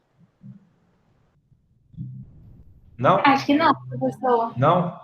Tá, porque se tivesse... Na mesma sala. Oi? Acho que nós 4 estamos na mesma sala de físico-química. Entendi. Tá. Eu vou avaliar. Se precisar falar alguma coisa a mais, eu falo, depois vocês assistem a esse finalzinho da aula síncrona, tá bom? Porque vai estar gravado, tá bom? Eu vou colocar no sistema, no Google Classroom. Tá bom. Vamos lá. Dado, então, a diferença métrica, eu estou insistindo nisso, já falei na aula passada e falei hoje outra vez, pessoal, embora vocês já assistiram isso na aula síncrona, porque isso é de suma importância para poder obtenções de dados de forma coerente, correta. O método de adições é um método que garante uma certa exatidão metrológica, mas qual é um método que muito melhor do que o método de adição padrão? O que é? Usando a curva analítica que está aqui, o que você poderia fazer para garantir exatidão metrológica? Olha, você tem as soluções padrões e você tem as soluções das amostras. Aí você pegou a amostra e colocou aqui na curva. Certo? Então, exemplo. Olha, seja o sinal da amostra. Aí vem aqui, ó, opa, bate aqui a concentração da amostra aqui, beleza? Vai na curva, né? A interseção aqui, então, no eixo X, é a concentração da amostra. Tudo bem? Isso é um método da curva analítica, ou até mesmo método lá da curva de adição padrão. Pessoal, você garante que não há interferência espectral entre a matriz? Resposta, não. No método da curva de calibração, método de adições, você também garante, mesmo que a matriz seja similares, as equações sejam similares, você pode garantir, estou falando bagunça aqui, né? Você pode garantir que não há interferência, né, concomitante da matriz, seja aqui um valor, aqui foi o sinal obtido pela curva de adição padrão. E esse aqui seria o sinal obtido, ou a concentração obtida pela curva de calibração. Você tem 2 sinais distintos aqui, né? Aí eu já falei que você precisa, é melhor usar, né, a concentração obtida pela método de adições, que é esse de verde aqui. Desculpe, é o de preto, né? Passando aqui pelo esse valor mais alto aqui da amostra. Né? Então, é melhor usar, então, a inclinação dessa curva de preto, tá certo? Que é mais realística. Pessoal, a pergunta que eu faço é a seguinte.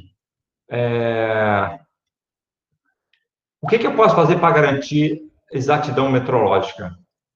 Eu falei isso na aula passada, quem lembra? CRM, lembra? Usar material de referência. O que é material de referência? É um material que um laboratório de referência primário mundial preparou um chamado material de referência. Aí tem todo um processo para preparar esse material, ele tem que ser estável, tem que ser tirado impurezas indesejáveis, ele tem que ser pulverizado, uma granulometria muito baixa, que possa garantir a homogeneidade da amostra, e ele tem que ter estabilidade, tem que fazer teste de estabilidade para ver se esse material é estável ao longo de 1, 2, 3 anos. Garantido que esse material pode ser de referência, aí ele é certificado ou padronizado, Standard Reference Material. Essa sigla é para o NIST, né? National Institute of Standard Technology, ou Standardization Technology. É Instituto Nacional de Tecnologia e Padronização Americano, né? O maior órgão mundial de preparo, ele tem mais de 1.500 materiais de referência preparados. E ele vende isso, né, para o mundo inteiro. Não é barato isso, tá? Só para dar uma ideia, pessoal, 50 gramas de um CRM, ele está custando, da ordem, dependendo de 50 gramas, dependendo do material, ele custa maior que $500. Dólares, tá, pessoal?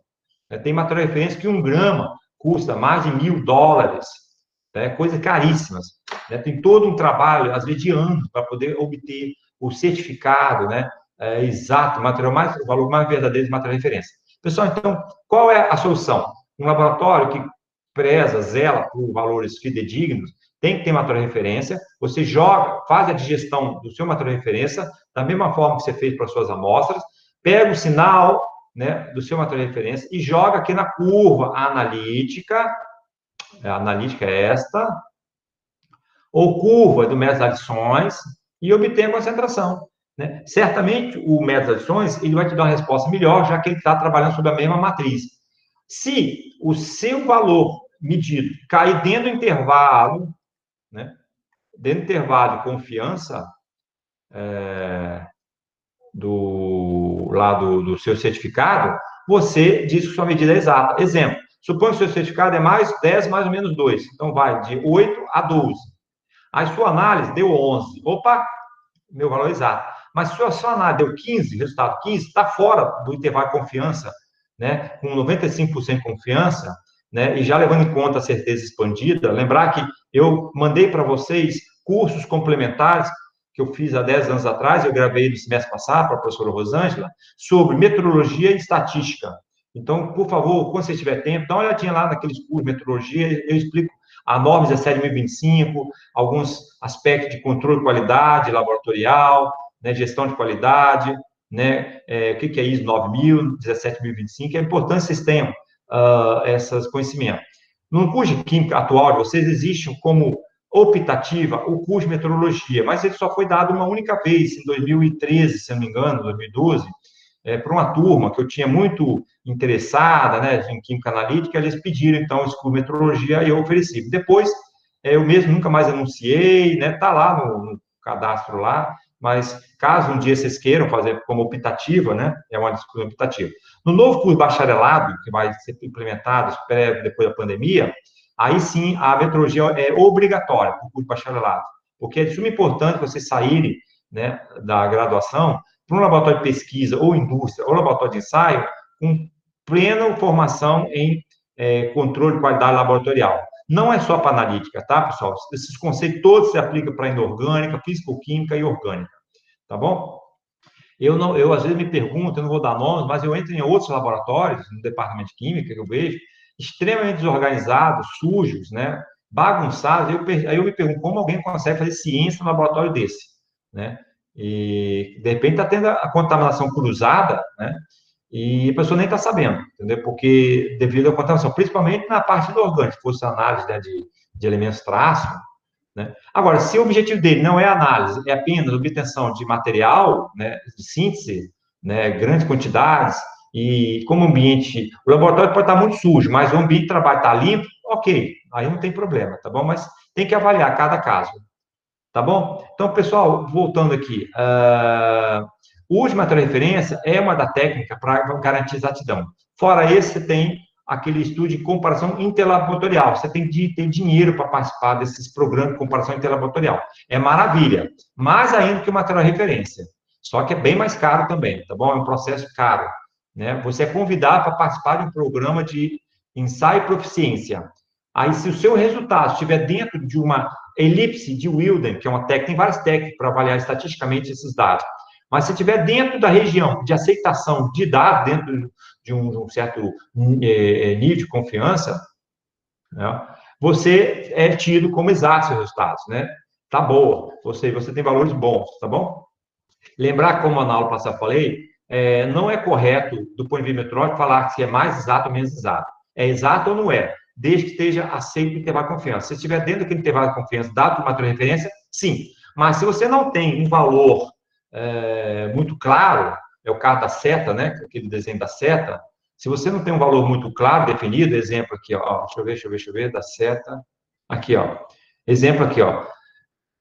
O meu objetivo é chegar no centro. Aí você pode dizer que esse valor aqui é mais exato que aquele ali que está muito fora. O bias, o desvio para o centro é muito alto. Aí você diz, olha, você é mais exato que o outro, você tem a tendência a jogar mais no centro. E isso é correto, sim, falar maior exatidão, menor exatidão, desde que você não tenha um limite bem definido.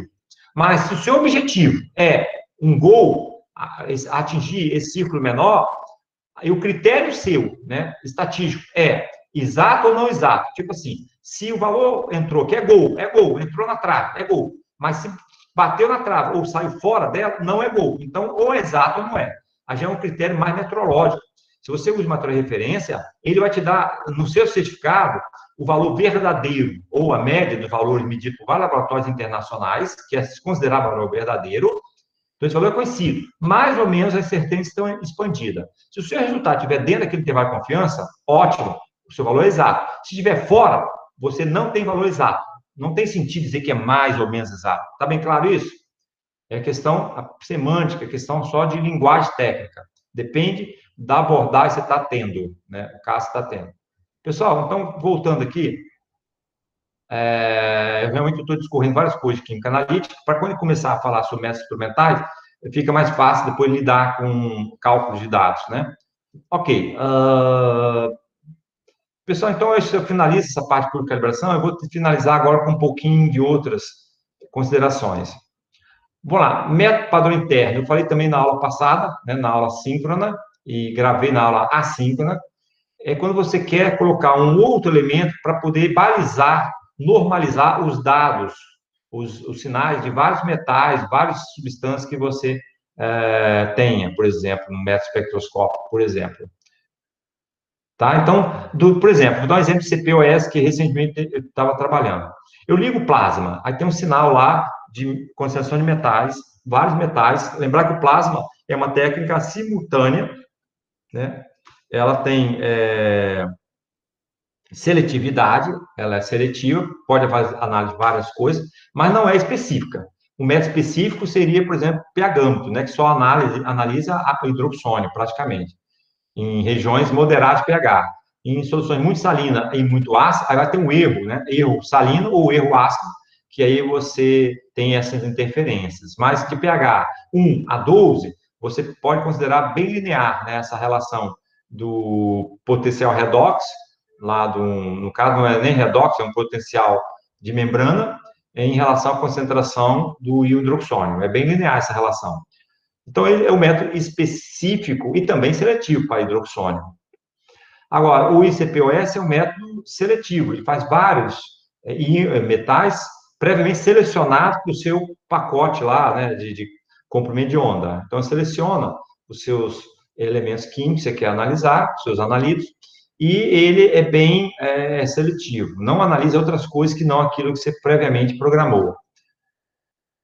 Pessoal, o padrão interno é um método que você compara o sinal do analito com o sinal de um padrão que não tem na amostra. Por exemplo, irídio, ródio, né, paládio, você faz um enriquecimento, um spike de uma substância que não tem na amostra, para você normalizar com ele. Então, você pega uma amostra de solo, você vai ter irídio? Não, irídio é um elemento raro, ródio é raro, entendeu? Ródio, eu falei, irídio, paládio, né? Então, tudo isso são elementos raros, aquele grupo de metais pesados, são bastante raros, bem mais raros que o ouro, né? E você pode, então, enriquecer sua amostra com esses elementos e usar o sinal dele como efeito balizador. Então, vou dar um exemplo. Seja uma análise de absorção de plasma, cujo sinal de cobre deu 100 e o sinal do irídio deu 10. Então, a relação cobre-irídio deu 10, concorda? 10 vezes. Aí você, ao longo da análise, o sinal de todos os elementos estão caindo devido a drift eletrônico, aquecimento da parte óptica, que modificou o ângulo lá da rede, dos espelhos, o ângulo do feixe óptico.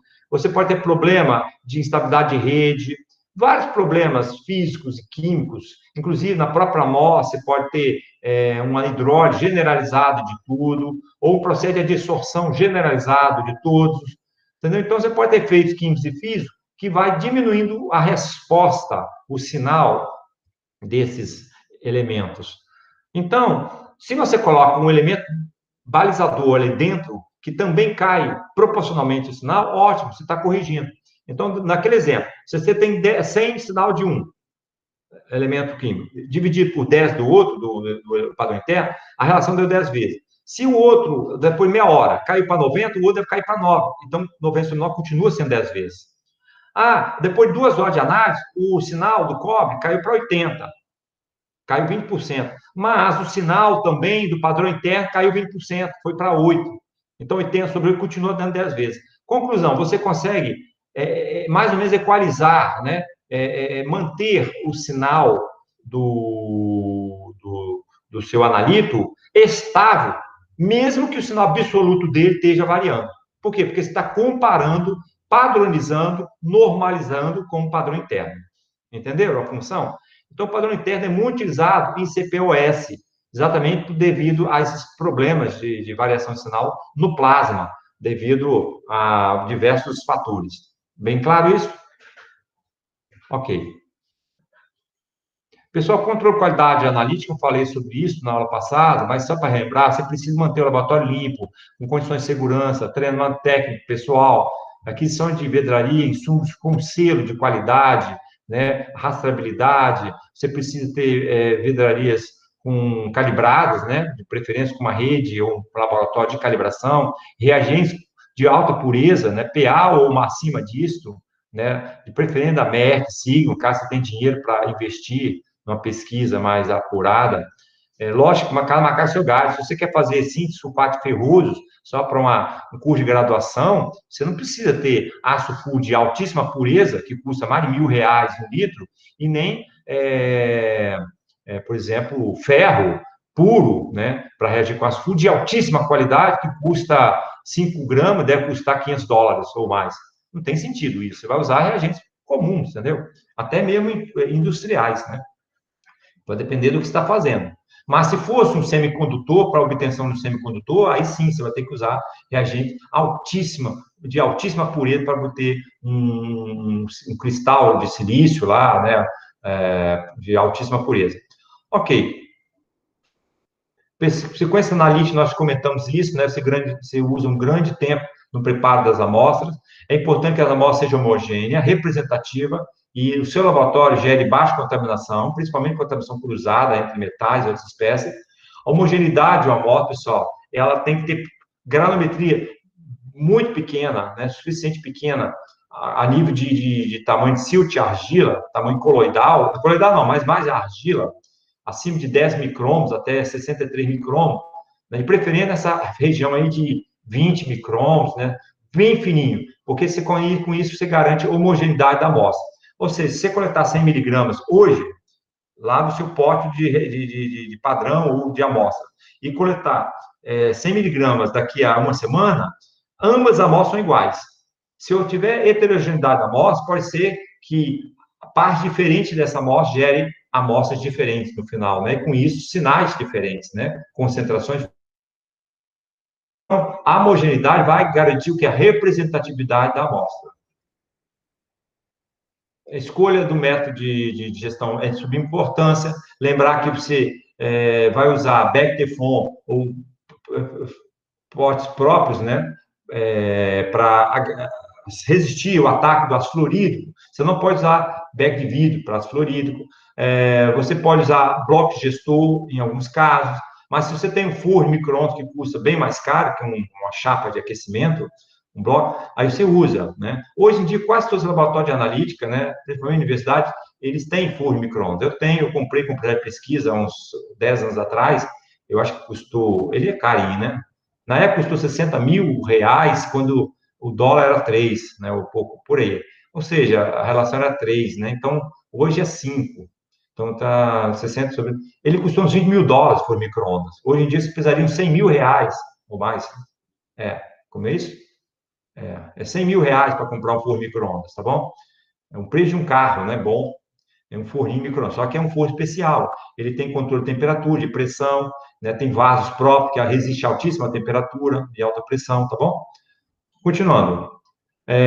Evitar, então, perda, né, de amostra e contaminação pelo ar, impurezas de reagentes, perda de elemento por volatilização, a dissorção. Você tem que garantir que a sua amostra seja totalmente decomposta. No preparo de solução, não deve esquecer dos brancos, né, de preparação, né, que é a amostra o branco de preparação é tudo que tem na amostra menos a amostra, ou seja, são os reagentes que você usou para digerir a amostra. Só não tem amostra, ou seja, você pega um vasilhame lá, um becker, um tubo, e coloca os seus reagentes e faz a digestão dos reagentes como se fosse uma amostra, só não tem amostra. Paralelamente, você está fazendo a digestão das suas amostras.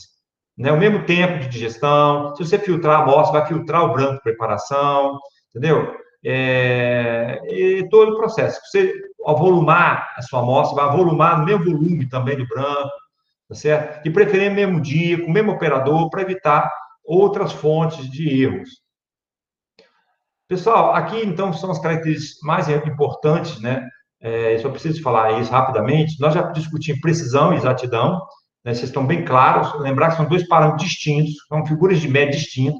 Precisão tem a ver com dispersão baixa de dados. Maior precisão é dizer que os dados estão pouco dispersos. Aqui tem alta precisão. Mas você pode ter baixa exatidão. Como exemplo aqui, desse gráfico aqui, dessa tabela. A exatidão tem a ver com o valor menor possível entre o valor medido e o valor teórico ou verdadeiro. É o chamado bias, a tendência em inglês. Se esse valor de erro, né, em exatidão se fala erro, em precisão você fala desvio, já que não existe valor verdadeiro. Você não sabe qual é o valor verdadeiro. Você só faz o desvio padrão e a média desses dados, mas você não sabe se a média obtida é o valor real, né? Porque pode estar associado ao chamado erro, que é o erro determinado ou bias, em inglês. Tá? Então, exatidão tem a ver com a concordância da média dos seus dados com a média verdadeira. Se essa diferença for pequena, você tem, então, alta exatidão. Se for muito grande, você tem baixa exatidão. Beleza? E, do ponto de vista metrológico, se o seu resultado está dentro do intervalo de confiança, significa que a diferença é pequena, tanto que está dentro do intervalo de confiança, você diz que o seu resultado é exato. Pessoal, então, vamos fazer aqui algumas diferenças. Eu não sei, já falei para você na aula passada sobre a diferença de repetitividade, pressão intermediária e reprodutibilidade. Repetitividade é quando você faz uma medida, uma série de medidas, você está pensando em precisão, esquece exatidão. Você não está usando o material de referência, você não está preocupado com médias adições, né, de padrão, né, você não está focando em exatidão, estou focando em precisão, é a dispersão dos meus dados. Se você faz medidas no mesmo momento, com o mesmo operador, com o mesmo equipamento, sei lá, no mesmo laboratório, o mesmo método, você está tendo, então, um estudo de repetitividade. Você vai ter um valor de média de desvio padrão, ok? E a partir do desvio padrão, você pode fazer um intervalo de confiança, com 95% de confiança ou 5% de significância, usando, por exemplo, estatística T-Student, né? Você estuda lá na parte de estatística, tem um material que eu passei para vocês, então vocês geram o intervalo de confiança. Isso é um estudo de repetitividade, ok? E você também pode obter o coeficiente de variação, que é o desvio padrão dividido pelo valor de média. Aí você tem um coeficiente de variação, também chamado RSD em inglês, né? Que é o desvio padrão relativo. Contudo, o caso extremo, você fez uma medida, vamos supor que eu tenho uma titulação de vinagre, só que eu mandei amostras de vinagre para outros laboratórios, cada laboratório fez com uma técnica diferente, Um fez com técnica volumétrica manual, outro fez com técnica automática, outro fez com aparelho usando potenciometria, outro fez utilizando, medindo o teor de acetato através de um HPLC, entendeu? E assim vai. Você tem várias técnicas, o cromatógrafo de íons, você tem vários métodos e técnicas instrumentais possíveis. Lembrar que técnica é mais instrumento, método é todo o processo desde a abertura até a análise, é algo mais amplo, né, a palavra método, tá bom? Técnica, absorção atômica é uma técnica, técnica de absorção atômica. Agora, qual é o método de determinação de cobre em solo? Aí você tem todo o processo. Você vai ver um protocolo de gestão, de diluição, de preparo de curva, né? Aí você vai estudar, vai avaliar precisão, exatidão, robustez, alguns parâmetros de mérito, e você finalmente vai utilizar um equipamento. Isso, então, é um método analítico, né? Um método. Kidal é um método analítico, tá certo? Agora, o aparelho, o bloco de gestor e o destilador é o instrumento, né? Ok? Tá bom? Então, tem que também ficar bem claro sobre essas distinções. Pessoal, reprodutividade são situações tão extremas. Você tem operador diferente, dia diferente de análise, amostras diferentes. Você pode... A amostra é a mesma, mas só a líquida da amostra é diferente, porque você mandou a líquida diferente para o laboratório. Você tem aparelhos, cidade diferente. Então, você tem agora um estudo de... É o pior caso possível em termos de precisão, mas é o que mais avalia. É uma precisão interlaboratório, né? Ok? É uma interlaboratorial, né? Certamente esse padrão aí é muito maior do que o estudo de repetitividade, tá bom? Então, é um estudo de RP e REPRO. Então, estudo de metrologia RP e REPRO. Sendo que, então, esse padrão do REPRO é sempre maior do que o de RP. Agora, tem precisão intermediária. Olha, se você faz sua análise no mesmo dia, é o mesmo operador, mas no seu laboratório usou 3 técnicas diferentes, ou 3 métodos diferentes, aí você já não tem mais repetitividade. Você tem agora uma precisão intermediária. Entendeu?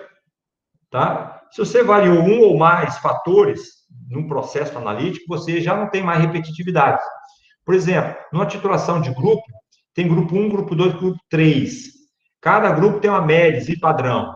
Cada grupo usou uma bureta diferente, mesmo que tenha usado a mesma solução de partida. Mas o fato de usar bureta diferente e grupo de pessoas diferentes, o critério de viragem lá do indicador ou de destreza na bureta é diferente. E isso vai gerar, certamente, um desvio maior em relação à repetitividade, mas menor do que em relação à reprodutividade, tá bom?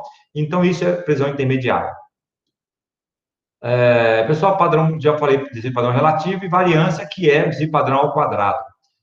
Exatidão, também já falei, o erro absoluto é o bias, né? É a diferença entre o valor verdadeiro e a média medida, o valor medido. E quando você pega esse desvio, delta maiúsculo, delta C, concentração, dividir para a concentração esperada, ou delta X sobre X, que é a média dos valores, você vai ter, então, o chamado erro relativo. Aí você está falando de erro, você não está falando de precisão, você está falando de exatidão. Você está comparando um valor experimental, que é dado por uma média, em relação ao valor verdadeiro. Então, para você avaliar a exatidão, ou você usa material de referência, ou comparação entre técnicas intralaboratoriais, ou passivo de um programa de comparação interlaboratorial, que é o chamado ensaio proficiência. Pessoal, o que é sensibilidade? Sensibilidade da curva é a inclinação. Quanto mais sensível, maior a inclinação. Ou seja, para pequenas concentrações, para pequenos valores de concentração, você gera um sinal muito alto. É mais ou menos isso que é a sensibilidade. Tá? Então, você diz que a curva é sensível quando tem alta inclinação. Né? Isso comparar com outra curva. E um parâmetro que é muito utilizado é chamado massa característica, ou concentração característica. Né? Na bistoiciometria, que é isso utilizado na absorção atômica, na absorção molecular, né? Que vai estudar na próxima aula, você tem um conceito de massa característica, que é a concentração que produz um certo sinal. Por definição, essa massa característica, ou concentração característica, é a concentração ou massa que produz um sinal de 0,0044 em absorbância, que é um parâmetro que eu vou falar e vou gravar ainda hoje, de assunto da próxima aula. Então, isso é uma ideia de sensibilidade. Para finalizar, limite de detecção. né? Eu falei também na aula passada, está na aula síncrona. Você pega o desvio padrão, né, do seu branco, você faz 10 medidas do branco, né, o BC, pode ser BP também, né, para ficar melhor ainda. Pode ser também o branco de preparo. Você pega, então, o branco de preparo, ou a maioria das pessoas usa BC para ficar mais baixo esse limite de detecção e dá a impressão que, olha, meu método está com ótimo limite de detecção. Você pega, então, o seu desvio padrão, multiplica por 3 e divide pela inclinação da curva. Então, é mais ou menos o seguinte: qual é a concentração associada a uma variação de 3 vezes desvio padrão do branco? Ou seja, nesse momento, acima desse valor, você garante que é um valor real. Abaixo de 3, você está ainda com nível de confiança de 99,5%, que esse resultado pertence à própria variação do branco de calibração. Tá? Então, para você separar, né, desse branco, isso eu discuti isso na aula passada, né? Você tem a gaussiana aqui do branco, vamos ver se vocês conseguem ver. Ó, tá aqui. Aqui é a gaussiana. Até mais ou menos 3 sigma, aqui é a média, o valor esperado. O valor de média de branco está aqui. O valor mais provável é a média do branco. Né? Aqui é a curva do branco. Né? Então, essa pequena área aqui, ó, que é o teste bicaudal, acima de 3 sigma, né, na estatística de Gauss, você considera que a partir daqui, né, essa área aqui, qualquer valor acima de 3 sigma, já não pertence à distribuição do branco de calibração, né, que é o branco que constrói todas as suas soluções. Né? Esse valor que parece ser, né, você já começa a detectar algo que é distinto do branco, entendeu? Então, isso que é chamado de limite de detecção. Então, você multiplica 3 vezes o desvio padrão, S, né? Você não tem sigma, né, nas medidas, você tem S, que é a estimativa de desvio padrão, e divide pela inclinação da curva, tá certo? Então, é como se tivesse aqui o branco calibração, você tem 3 para cá e 3 para lá. Então, a partir desse ponto, você vê qual é a concentração associada. Esse valor aqui é chamado de limite de detecção em termos já de ppm, ppb, em termos de concentração. Né? Então, você tem aqui o valor de BC, você joga 3 sigma para mais, 3S para mais, BC mais 3S, joga aqui. Né? Se você agora subtrai tudo passando pelo zero, então o BC se transforma a zero. Então, você mantém 3S sobre a inclinação. Isso aqui é chamado, então, limite de detecção. E, para finalizar, limite de quantificação, também usado em laboratório, você tem um fator 10 vezes. Em vez de usar 3, 10 vezes. Então, o limite de quantificação é um valor mais realístico. Tá bom? Linearidade da curva é obtida por método de regressão linear e a faixa de trabalho é experimental. Você vai aumentando a concentração da solução padrão até que garanta que a curva ainda é linear. Quando ele curvar, você perdeu sensibilidade. Né? Você já deixa de ser a faixa linear. Em química analítica, em análise mental, você trabalha, em geral, com curvas lineares. Seja por uma questão matemática, seja por uma questão de proporcionalidade, né? E de inferência de resultados a partir de outros resultados, tá bom? Então, você testa antes, até que concentração, um HPLC, uma cromatografia, né? Uma absorção atômica, uma técnica inorgânica orgânica, ela gera uma curva linear, tá? Então, aí se define a chamada faixa ótima de trabalho. Observe que a faixa de trabalho não começa com zero, porque existe aqui o limite de detecção. Teoricamente, seria acima do limite de detecção quantificação até o valor linear. Com isso, seletividade já falei, robustez eu falei isso na aula passada, tá bom? Vocês olham a aula assíncrona, que vocês vão entender robustez. É aquela comparação do Fusquinha e o Mercedes, tá bom? Pessoal, essa parte de elementos traços, depois vocês olham também, definição de elemento traço, né, técnicas, vocês olham na aula, né, em casa, assíncrona, tá bom? Então é isso aí, até a próxima. E obrigado pela atenção, estudem, tá bom? Hoje mesmo eu vou postar esse material aqui, gravado, e a nova aula assíncrona para a próxima semana sobre espectrofotometria UV visível. Obrigado pela presença. Tchau. Tchau. Tá bom.